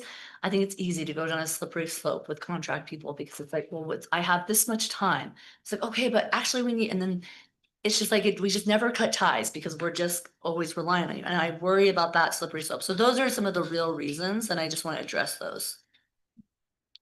Well, let me address the first observation. I'm aware of no impediment to working on a contract basis post-employment. I am aware that there can be problems with para if you're re-employed post-employment. If you quit or retire or otherwise leave employment and then attempt to be re-employed, there can be a problem with para there. But I'm not aware of any prohibition or inhibition on a post employment contract. Now, as to the second concern, lawyers work at the pleasure of their client. The client has an absolute right, unfettered, unconditioned, unqualified, to fire a lawyer at any time for any reason or none. I made that clear when I began this job, that was your right. I'll reiterate it. So to the extent there's a concern that I'm hanging on post-employment or you no longer need my services post-employment, you just have to say you're fired. Or we've terminated the contract. So you have that authority. I understand some of the, more contextual problems that can occur. It would be, believe me, it's not my desire to continue practicing law until I drop dead. It would be my intent to transfer this work to your in-house people, Erica, if you have another deputy with Erica over time. It's just right now, given the subject matter, the potential conflict and everything else that's going on, I think that it would be unwise to leave all of that with Erica along with everything else that she is trying to become familiar with and steeped in. So it's not intended to, the post-employment thing is not intended to be permanent by any stretch of the imagination. Frankly, I would appreciate it if it was far less than permanent, but it's something I believe and I'm suggesting would be in the city's interest, given my knowledge, given my participation and given the transition period that we're in. Okay. In reference to Sarah's question real quick, can we have Marcus talk? I'm still learning para. I was ERB, the sister fund, the stepsister fund. It wasn't pay more in, get less out. But with ERB, we had several cases where superintendents retired, then came back and contracted with the school district to do the same job. And some of them even went through a secondary co-op agency to do it. And there were some huge lawsuits in the state of New Mexico. I don't know how para works. And Patty and Marcus are better off speaking to that. But I just saw this, CES had a big issue with it. Had a superintendent in Camado retire and then went and became superintendent reserve on a contract basis through the co-op. And we had others who retired and then the district just hired them back. Well, we're gonna keep you for one more year on a contract basis and para said no. So that's just a concern that if one of those two could address, because I don't know the answer. Or both of you. Good evening again, Mr. Mayor, Council.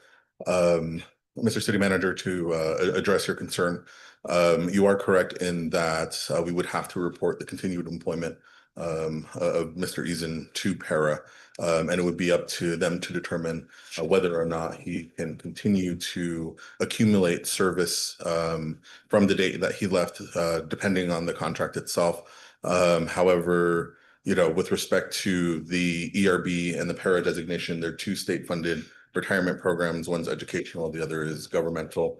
And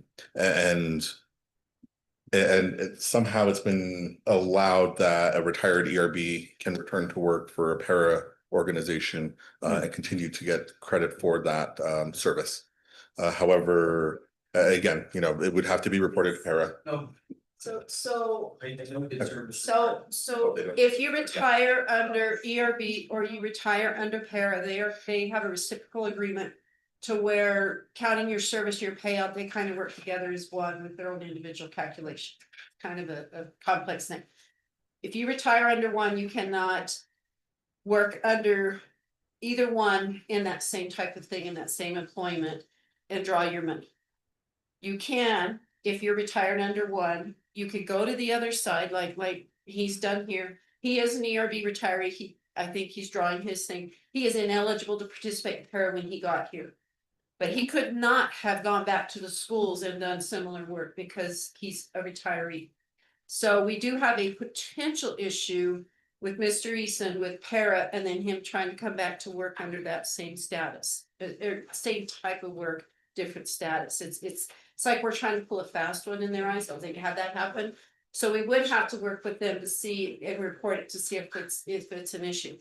I've also reached out to our auditors because one of the first questions they ask on their PBC list every year is we need a list of everybody that's gotten a W-2 and a 1099 because we got in trouble a few years ago. Oh. We had employees doing two types of work for us. One is an employee and one is contract labor.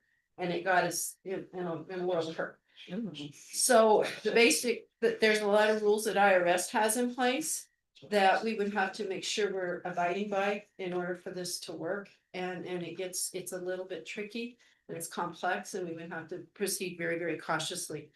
But if we cause issues with Para, it's gonna be a big problem for us. Or on the other side, either one. And we've got 2 weeks before the final day of his contract. Well, we could extend. Can and you this- get us that information? So there's, I think what she brought up earlier is there's two pieces here tonight. So if you want to talk about just the contract and separate them out, I think Al will have to tell me if you're allowed to do that or tell you if you're allowed to do that. But then in that meantime, in order to research this, I think we would both need to have a better understanding of what's being proposed. Because the other piece of it is on the purchasing side, are we skirting an RFP process? Or is there a justifiable way to not be doing an RFP process for these services? Because we do currently have attorneys that have been on contract with the Navajo Gallup project for many, many years. And we also, you know, it's just not as cut and dry as we would like it to be, but if we could get the specifics, then we could do the research for the need for the continued contract proposal. So the contract as it is extended is different than contract as like a 1099 vendor. They're two different things, two different types of rules. If we extend, I'm just saying this out loud, like if we extend the contract, at the beginning of this to March, where say the end of March, whatever the recommendation was. And then don't take steps currently on the contractual basis because and then we have this more time too for you guys to look. Well, and also maybe for the council at some point to have a discussion, a broader discussion of like, what are those needs? Do we actually need someone on contract? Like whether it's Dave or anyone else, do we need another contract person past March? And also then like, is it legal with parent, all of these questions that are coming up? But at least if he was extended till March, he'd be able to help with those things, and we'd have more time to get some of those questions answered because he'd still be on full-time staff during that time. I don't know, those are just some thoughts. Any more questions? No, I just got a comment. Dave's been a hell of an attorney. He's got us through a lot of stuff. The annexation, big job. Navajo Gallup Water project, man. When I have a problem, and first thing I think of is Dave, the junkyard dog, man. He's gonna get after it and he's gonna fight for us. And it's a pleasant thing to have at your fingertips. Having said that, Dave, you're the only older person in this room besides me. You're older than I am. Wow. I'm thinking it might be time to think about retiring, and I know you are. But we'll figure that part out, man. The other thing is, I've not held this back from anybody, but I got a bad taste for attorneys. I got two attorneys that I like. One of them's in Belen and the other one's sitting right there. Oh, that's nice. Thank you, Ron. That's all I got. You know, and I'll go ahead, Eric. Well, just to add some context to really what we're thinking and in terms of going forward, and I won't take offense that I'm not one of the two. It's specific. Sorry, I don't know you though. Gallup, obviously my potential conflict coming over for the Navajo Nation. I think the cost cap creates tremendous certainty that we didn't have before. So we're sort of seeing the light at the end of that tunnel. There's some finality coming that way. The Trade Port Authority, they're going through rulemaking. Dave is obviously more familiar with that statute, with the annexation, with the purpose of the Trade Port Authority. He's been sitting on that board. That is also going to be seeing some finality once that committee gets going and the state actually knows how they're going to operate trade ports. Maybe, but we'll see some finality on that end. The Jacobs litigation, we're right in the middle of motions practice on subject matter jurisdiction.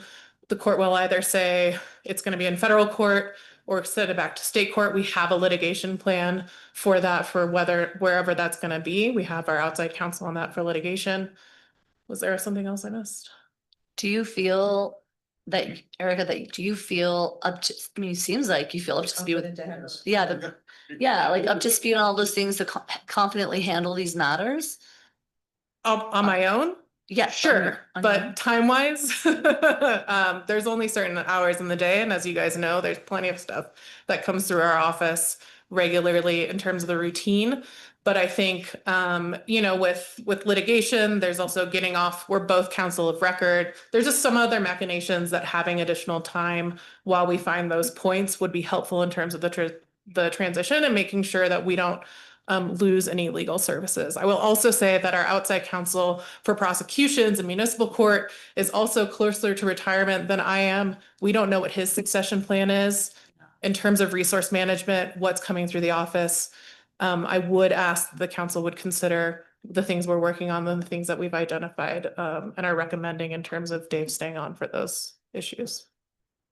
Well, thank you, Erica. Appreciate it. Dave, you've done wonders for the city and the $76 million cost cap, the stuff you've done with the annexation, all the stuff you've done with the Navajo Gallup. We really appreciate it. I think it's wonderful. But I think with Erica, it's time to move on. I think it's time that we can move on. We have the winter law firm to help with the Navajo Gallup. They've been familiar with it for probably the last 20 years. We have, in case they have access to John Hutton. We have our water rights attorneys ready to go. Lynn Isaacson for all of our prosecutions. And then of course, Juan Flores and his crew with our Jacobs lawsuit. And extending the contract is always, to me, seems to be a problem to, to contract for separate services when there's RFP processes and we have people already in place, always seem to be difficult. So like I said, I appreciate all the work you've done, and I just can't support either the extended contract or your contract date or requesting any more some contract work beyond beyond what you're doing right now. But that would be the Trayport, Navajo, Gallup, or the Jacobs lawsuit. I think we got plenty of people and I think we can take care of those. Is it an option to extend the full-time contract to the end of March and then perhaps do an amended contract for part-time work? And we can- To avoid the para stuff and the moving to the 99 status stuff, just to make it simpler rather than contracting to change the contract. Offer a new that's an contract option. from that point in time to like a 5-hour, 10-hour a week, or just kind of a different type of contract time wise for the next, through the end of the fiscal year maybe, or like we could discuss that part, but it does seem important to me to keep the extension for one more month at this time, just to allow for that. I'm good with the extension of one more month and then revisiting the second part later, because I don't think we can really vote on that second part just because we do have to, we just legally, I would think, we need to check with para and do we need to send an RFP, just things like that, right? So it might be helpful to not vote on that just so we don't get ourselves in trouble. And then if that's something we want to revisit later, but I'm just speaking for myself, but I would be okay with extending to March just to make sure that everything, and then knowing like that's the end and we haven't done it, I don't know, that I'm just throwing that out there. Yeah, it also leaves us the option that we might decide it's not necessary to do. An additional contract at that point, yeah. Yeah. I want to make a statement. Before I continue on, Dave, you came in at the right time for the city. Yeah. And you did an excellent job of us in so many, like they say, the annexation, water pipeline, so many things that you did for the city. We worked you to. We worked you, and I thank you for that so very much. And I'll forever be grateful for you for what you did for the city.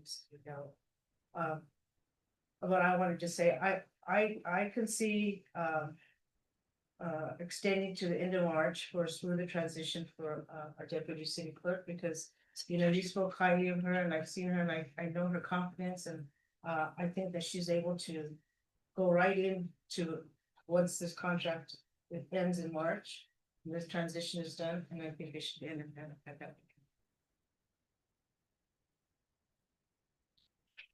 I don't think we need to investigate. I don't think we have to take. Do we have to make a motion? Oh, yeah, sorry. Okay, thank you. Are we motioning tonight to make this, or was this just more discussion? I guess I got a little confused. I mean, council consider an act on request. Yeah, we'll make a motion. I make a motion to extend I believe the employment with Mr. David Eason until the end of March for a smoother transition with the deputy city attorney. And that's it. No contract. So that right. Second. Counselor Garcia, Yes. Counselor Piano, Yes. Counselor Molina. Can I hear that again, please? Al, can you repeat the motion? Just kidding. The motion to extend the appointment for Mr. Dave Eason, our city attorney, to the end of March, as he requested, for a smoother transition with a deputy city clerk and no contract. This is what it is. Yes. No. Counselor Yazzie. Sorry. Yes. Mayor DePaul. No. Bruce. Motion carries. No, we're not tied past. Yeah, what is gonna be held, the contract's extended to the 31st. And no contract, no separate contract approved. There's no action on a separate contract. No action. Ends. Thank you, Dana.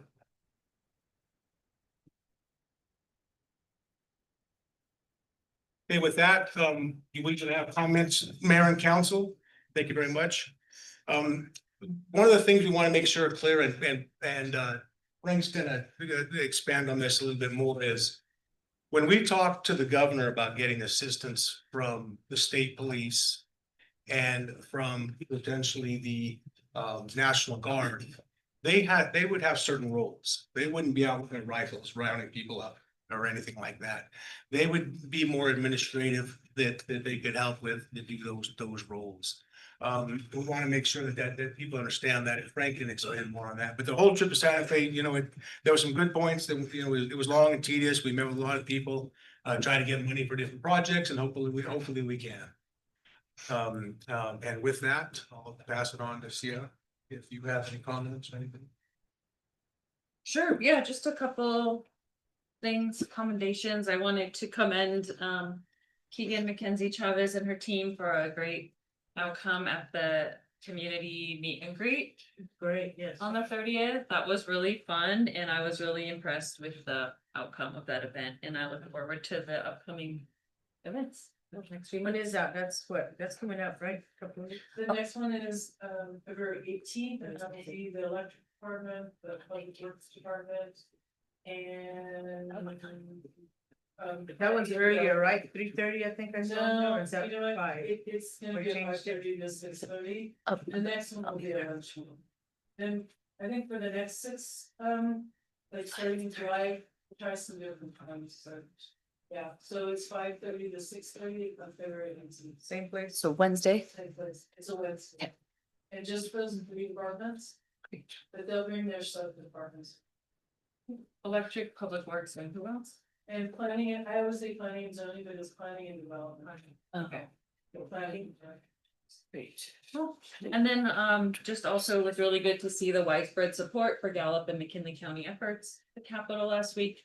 I did not make it into any of the pictures that got posted anywhere, but I was there, I promise you. we saw you, yeah. You guys could vouch, I was there, I was around. I often found myself in the gallery when you guys were other places, but that was a wonderful series of events, and my first time being part of that, so it was really lovely. And I also got to connect with some of the tribal council members and representatives that were there on the same day, so that was really nice too. And hopefully we'll get to do some more partnering with those other government bodies.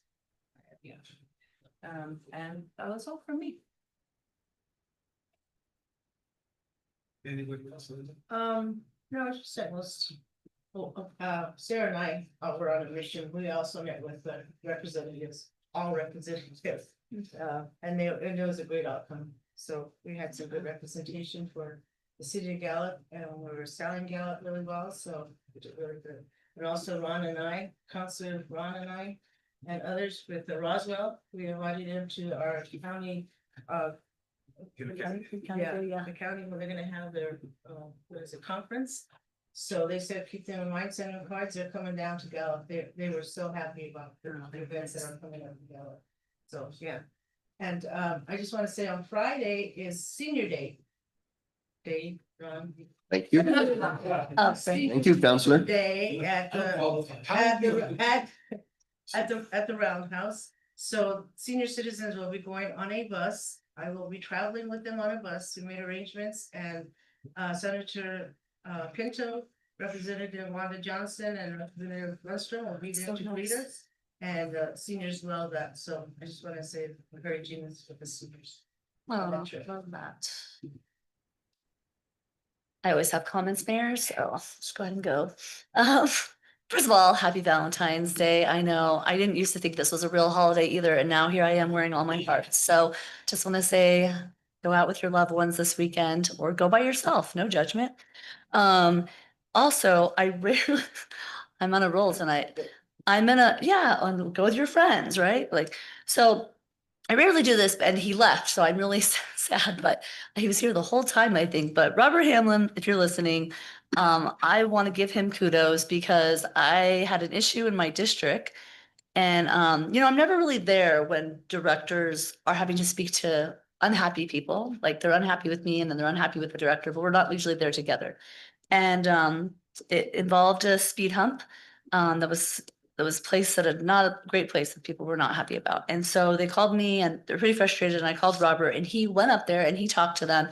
And then he gave me an update. And I spoke with the people after and they said, that guy that you sent up there, the director, he was really great. And he was so calm. And he just let me, she said, my husband was so mad, but he was just so professional. He just let him rant and rave. And then he just really addressed our concerns, even though it couldn't change. And this is not coming from me. This is coming from the people that were mad. They just said, he just really did a great, and I was like, I just wanted to give him a shout out, then he left. So I'm sorry, Robert, hopefully I'll write you a note too, but I just thought that was so impressive to hear. It is such a skill set to deal with upset people in a super professional manner in which you also don't get upset, because our natural instinct is to become very reactive and be like, you know what? And he just didn't. He just has, and I've heard this from other people, he just stays so calm. And I just imagine that must be so difficult with the amount of road complaints we get. So I just want to give him a special shout out for doing that. So that's great. Yeah, and then I think just echo what everyone else said. Appreciate everyone's hard work of just really and appreciate our senators and reps, right? They're also doing a lot of work to support our community. And I know they're hearing from so many people on a daily basis to ask for money. And we do genuinely appreciate the support that we get from our senators and representatives, because it is so important to our community. And it's important that we as a council are a collective body that comes together and has priorities and says, this is what we really need. So I really appreciate my fellow council men and women and our staff. I just think it's so important that we have a united front. And I really felt like there's just some great networking going on at the Capitol. So yeah, I just echo that. And then I don't know, maybe Frank is going to say this, so I'm sorry, but also guys, it's also Frank's birthday tomorrow, and he now can go to the senior center, apparently. That's what he said. Those are his words, not mine. So we should probably sing him happy birthday after the mayor makes his comments. I'm just throwing it out there. We did the first ones. Now we got Linda. Oh, okay, you were the first one. Okay, Yes, so we it's can sing Madam happy City birthday. Attorney. Okay. She said her first. So I'd like to just expand a little bit. When we met with the governor, she brought up the state of emergency that she did in Albuquerque. And it's not working in Albuquerque because you can't get a lasso around it when it's so far gone. She also told us that, they deployed to Espanola. Espanola said, no, we don't want you. But the tribes around Espanola said the amount of drugs, the amount of violent crime was rising. They needed help. So she did it for the tribal entities around Espanola, because again, just because Espanola is not tribal land, that is their commerce center. And they were seeing it. When the National Guard comes in, as Mayor DePauli said, they take a background role. They take an administrative role. They help with logistics. She also brings in the state police. The state police can do patrols for us. Be wonderful to see more state police in Gallup, because we have how many state roads? Boardman, Yes. Mexico 118, Second Street, 602, 491, Maloney. We have a lot that, bring them in, let them patrol. That frees up officers for our chief and deputy chief, our administration, to put elsewhere. They can do second drug task force. They can do ditch patrol type things where they're going through the transient camps where we're starting to see more weapons. Then the National Guard can do the logistics, the radio, that kind of stuff. They will not participate whatsoever in arrests, in active patrolling, those type of things. They're there to do our administrative roles, to free up our officers to do more. Let the state police respond to accidents, those type of things. I mean, you don't know it, but when an accident happens between mile marker 16 and 26, that's taken 4 or 5 of our police off the street onto the highway to do traffic patrol, to keep our fire department safe on traffic patrol, to help with the scene, to do the investigation, those type of things. And then the rest of the town is going neglected for that law enforcement. And You know, I've seen a number of, in the county, I see a number of fake calls. And I honestly think they're calling county to one area so they can do their crime sprees in a different area. Those type of things. So, you know, our people see that. Our criminals are pretty damn smart. They're street smart. They might not be book smart. They're street smart. They know how to get around things. You see a lot of them now not carrying IDs, riding bicycles instead of driving cars, so they can't get the moving violation to then possibly be caught or pulled over. So, you know, when we talk about doing that, we're talking about bringing resources in to make our community safer. And yes, I still feel Gallup is pretty small town, somewhat safe. I feel comfortable in a lot of situations. But at the same time, my daughter will not go to certain plazas after dark. You know, she would like to run to Walmart after dark and shop, but she's not going to. We're changing our quality of life because of what's going on with crime. And this is a way to start reining it in. So we're not doing it to federally bust a race of people or a group of people or harass or abuse. We're doing it in a system to give our law enforcement officers more resources to do their job and get better results. We know we're thin. We know they're doing a great job with what little they have.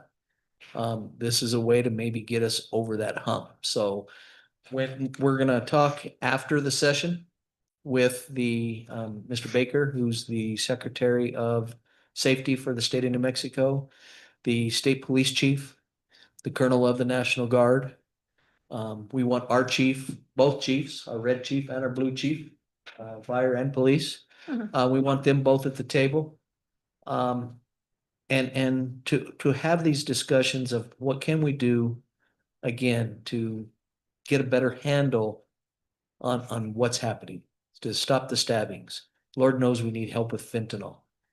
Lord knows we need help with fentanyl. So these are the type of things we're doing. And like to say, we didn't go up there searching for it. We went up there searching, saying we need help. We're actually just asking, we'd like to see more state police doing more on the highway and on the state roads. And it turned into more of the governor reaching to us saying, how can I help you? I hear you. What can I do? And this was her potential solution. So more to possibly come.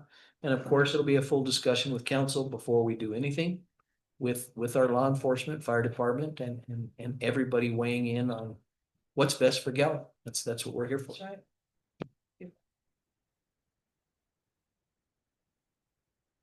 right. Well, two things. First, I very much appreciate all the kind comments. It means a lot to me. Second, since we're talking about law enforcement, which is something presumably I know about, I would suggest to you, your biggest problem here is the lack of a DA. You haven't had a DA in this town for 5 or 6 years. You cannot credibly, effectively enforce any criminal law, any statute, any public safety measure if you don't have a vital, vigorous, intelligent, and knowledgeable district attorney backed up by a well-financed, active staff. I would suggest that we take a deep breath here. I would suggest that we see Ms. Martin removed from office, which I am confident will occur in early March. And I would suggest that some time be given to the reconstitution of the district attorney's office here and to the effectiveness of that office before thought is given to calling in one form or another the National Guard. And I say that for the primary reason that I believe that is a very drastic step. It will be viewed askance, to say the least, by people who wish to visit this community, to spend time here, to invest here, to bring families here, to grow or create businesses here. I think it will be very bad for economic development. And if I can speak in moral terms, I think it's a confession of defeat. It is extraordinary for the chief executive officer of any state to call out and deploy the National Guard to a community over a problem like this.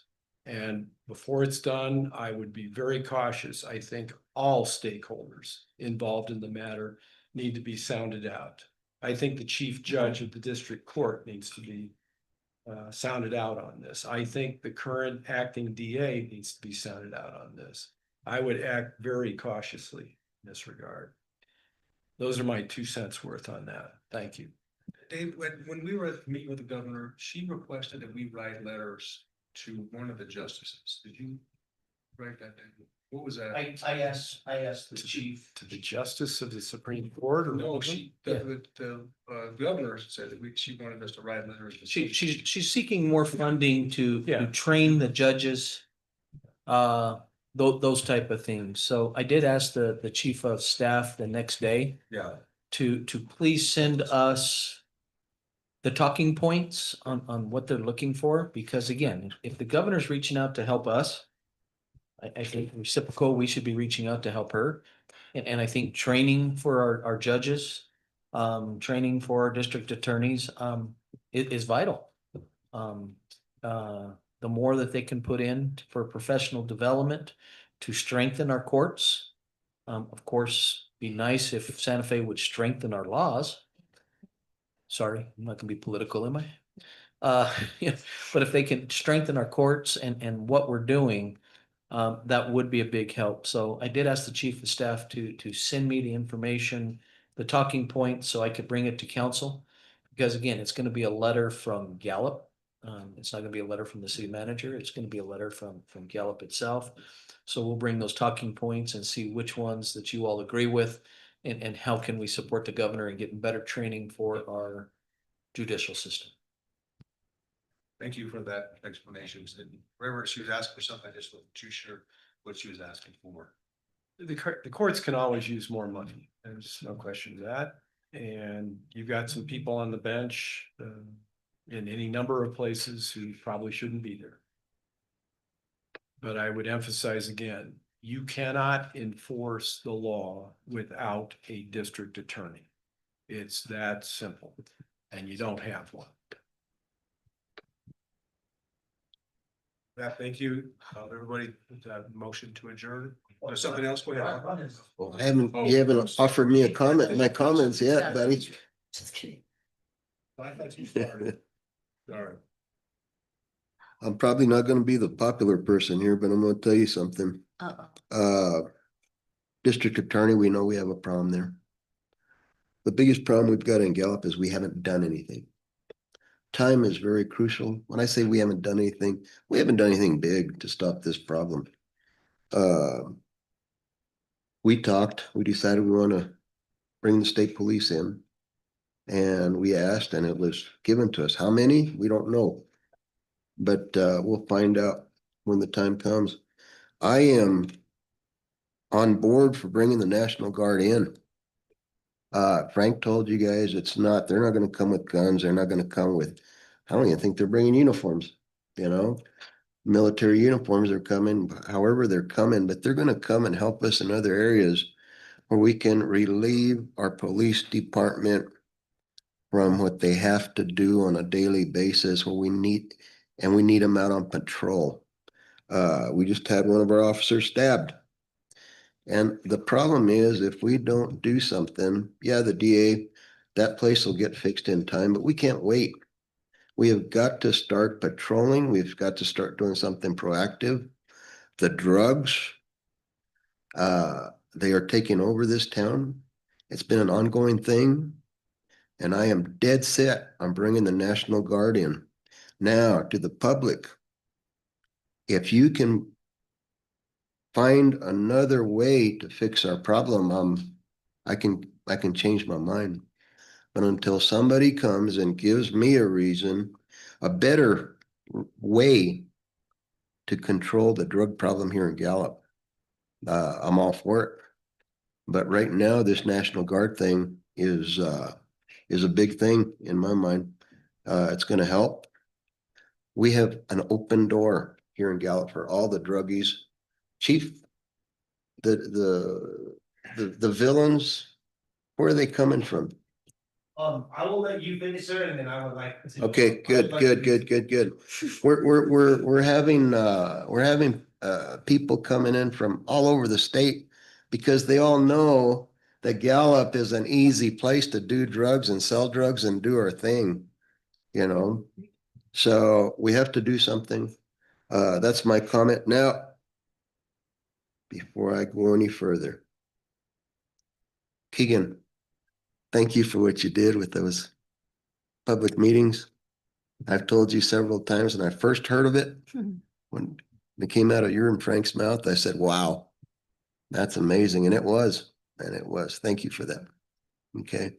Also, you talked about Robert Hamlin. His crew was up there, met more cutting weeds and everything else, cleaning up a bunch of crap. You know, thank you, Robert. Oh,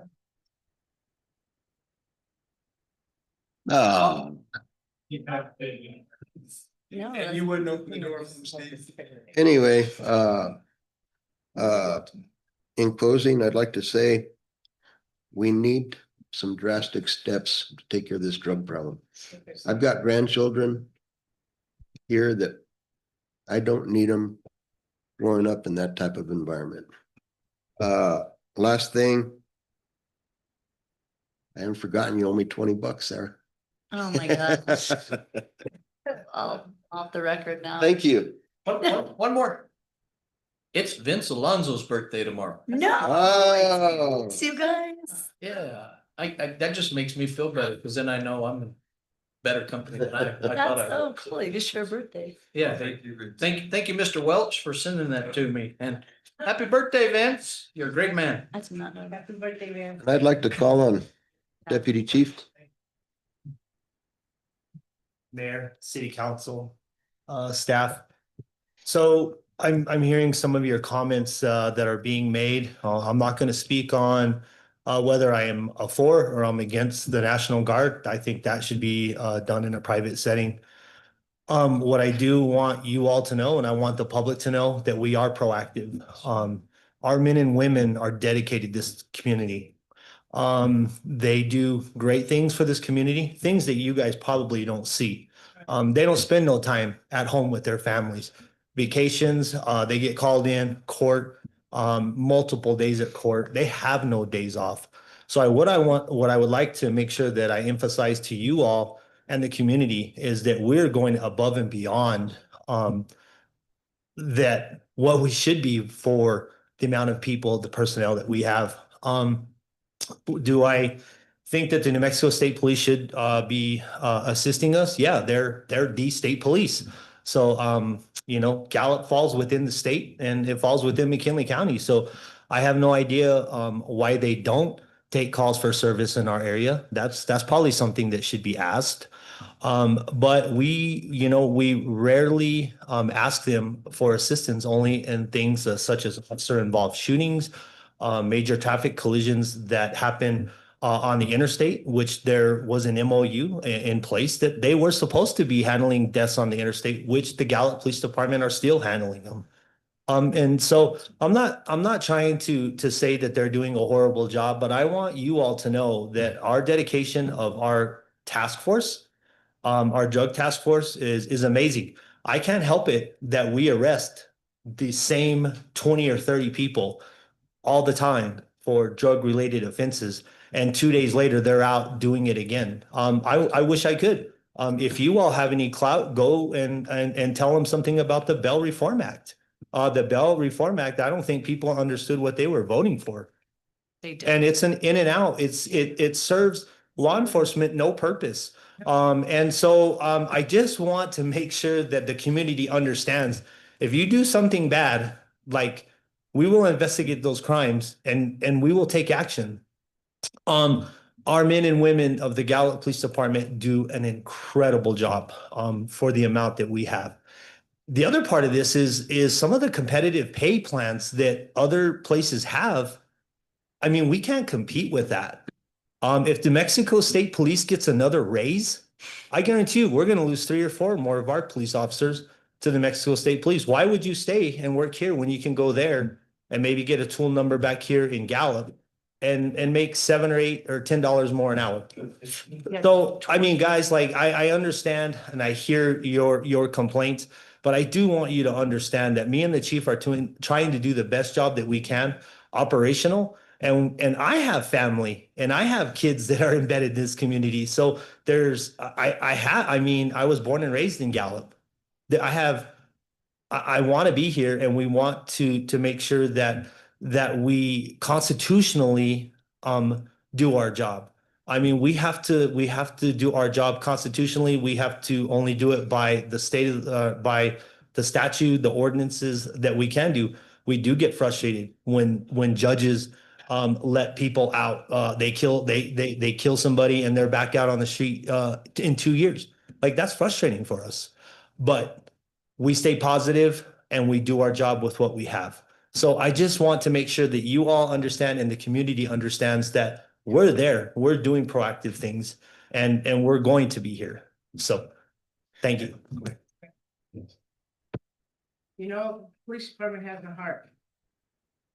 I worked with the police department alongside for a little over 25 years, and I seen the dedication to the chief of police, administration, and police officers. And you said it loudly and you said it right, that you are committed. And I know some of the officers, when the morale gets so low, because, you know, you make the arrest with the same person time after time after time, but you make that arrest knowing that these judges, their hands are tied also, they have to let them out, with this new law. And you're right, we all need to get back to Santa Fe, to legislation and change these laws for our officers, for our cities, because the job that you do is endless. I've seen that. I've seen the paperwork that I had to do for y'all, just on some of the arrests. Hours and hours just for one arrest that takes you off the street. So we're doing this because of that. We're doing this because you need the help. We want to help our city by helping you. You are doing everything you have to do, and we want you to be with your families, Deputy Chief. We want you, Chief. I think you're doing an excellent over beyond work, and Gallup is proud to have you there as our chief and our deputy chief and our police officers. And I back you up 1,000% each and every time. And whatever you need, we have to go back to the table and get some more incentives for you to get to, for our officers to stay. By God, we will do it, because we're here now to, we heard you. Thank you. And Chief, it's not a complaint against the police departments. No, Not at all. It's a cry for help. We know we're short-staffed because of the pay issue. When they gave the state police these huge raises, it's tough, and then took duties away from them in the local areas. It made it more difficult for you just to recruit and do your job. And then on top of that, we're not a town of 22,000.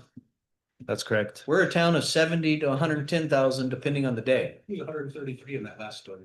And yeah, and when you're doing the job with a police force of 22,000 short-staffed, and we're now bringing in the criminal element because of the DA's office and all these other things. When we asked for help, we mainly asked for help with the state police, more presence, doing more here. It was an ask for help. It wasn't a criticism of our police department, because I know you guys are working your ass off. And we want to be committed and stand behind you. And that's why we want to ask for this help. And that's why we want you and the fire department to be at that table when we're looking for solutions with the state folks. Thank you. Yeah, do you understand? No complaints. We're fully behind. I understand. I just want the community and the citizens to understand that we are out there and we're doing our job, and if they have issues, they can come to the police department and talk with us. We have an open door policy that if you have suggestions or you have complaints, please come to us. I mean, that's how we sometimes find solutions. Okay, thank you. Thank you. Yes. Mayor, council, thank you for allowing me to step up here. Erin Tolina Pablo, the police chief of the Gallup Police Department. I just want to, I'm grateful to have Deputy Chief Patovich next to my side to be able to advocate also for our men and women of the Gallup Police Department. But I sit here in the audience just hearing the conversations that are happening, and none of the Gallup Police Department was at the table in discussion of this matter of speaking with the governor as far as issues with crime. I just think that how it was being portrayed earlier was, honestly, I felt like I was being slapped in the face in the Gallup Police Department earlier. But I do want you guys to know that we did provide stats here for everyone. And this is actually kind of a response to what we're doing and the information that is getting out to the public. We try our best to get out positive news of what we're doing. I know everything that everyone sees is negative on Facebook of what we're, as far as crime. We're highlighting what we're taking into jail, what the things that we are doing. But I think the positiveness of the Gallup Police Department is we are a part of the community. We're doing a lot out there, and we want to highlight that because we're the ones that are going to pave our story for ourselves, and no one else is going to tell it. But I just want to let you know that this is out there, and we are open to anyone who wants to come and talk about stats or what's the problem or how is this working. We're busy, but we'll make time to meet with those and also to the public. But I do want to put this out, and somehow we're going to get this big old presentation out on Facebook. Somehow we'll do that, but we'll get those numbers out. But I just want you to know that I did provide those for all of you guys there. And I appreciate all the work that you guys are doing for us and to hear the support, because our officers do need that. And it is frustrating, but I'm glad to have that, to hear that you guys have our back 100%. But thank you guys very much for the time. Chief, I just had a comment, and I don't know if this is even possible, but with Keegan setting up kind of and you guys are busy in this, I don't want it to be a waste of your time, but with Keegan setting up kind of the meet and greet, it would be great at some point if we could figure out a way to have some sort of meet and greet with maybe with like fire and PD. Are you guys already talking about it? They were there. People were there. Oh, We okay. were there. And then also I know that we weren't highlighted as far as when, but me and Keegan were talking about that. And as you know, we do National Night Out, and that's kind of linked to her summer stuff coming on up. So that's a lot of the things that we do, and also for our hiring. So we are in the process of doing that. Awesome. We were just kind of seeing, how do we highlight it? Like a public safety with fire and also EMS, but yeah. Well, and that. Okay, good. I just. Yeah.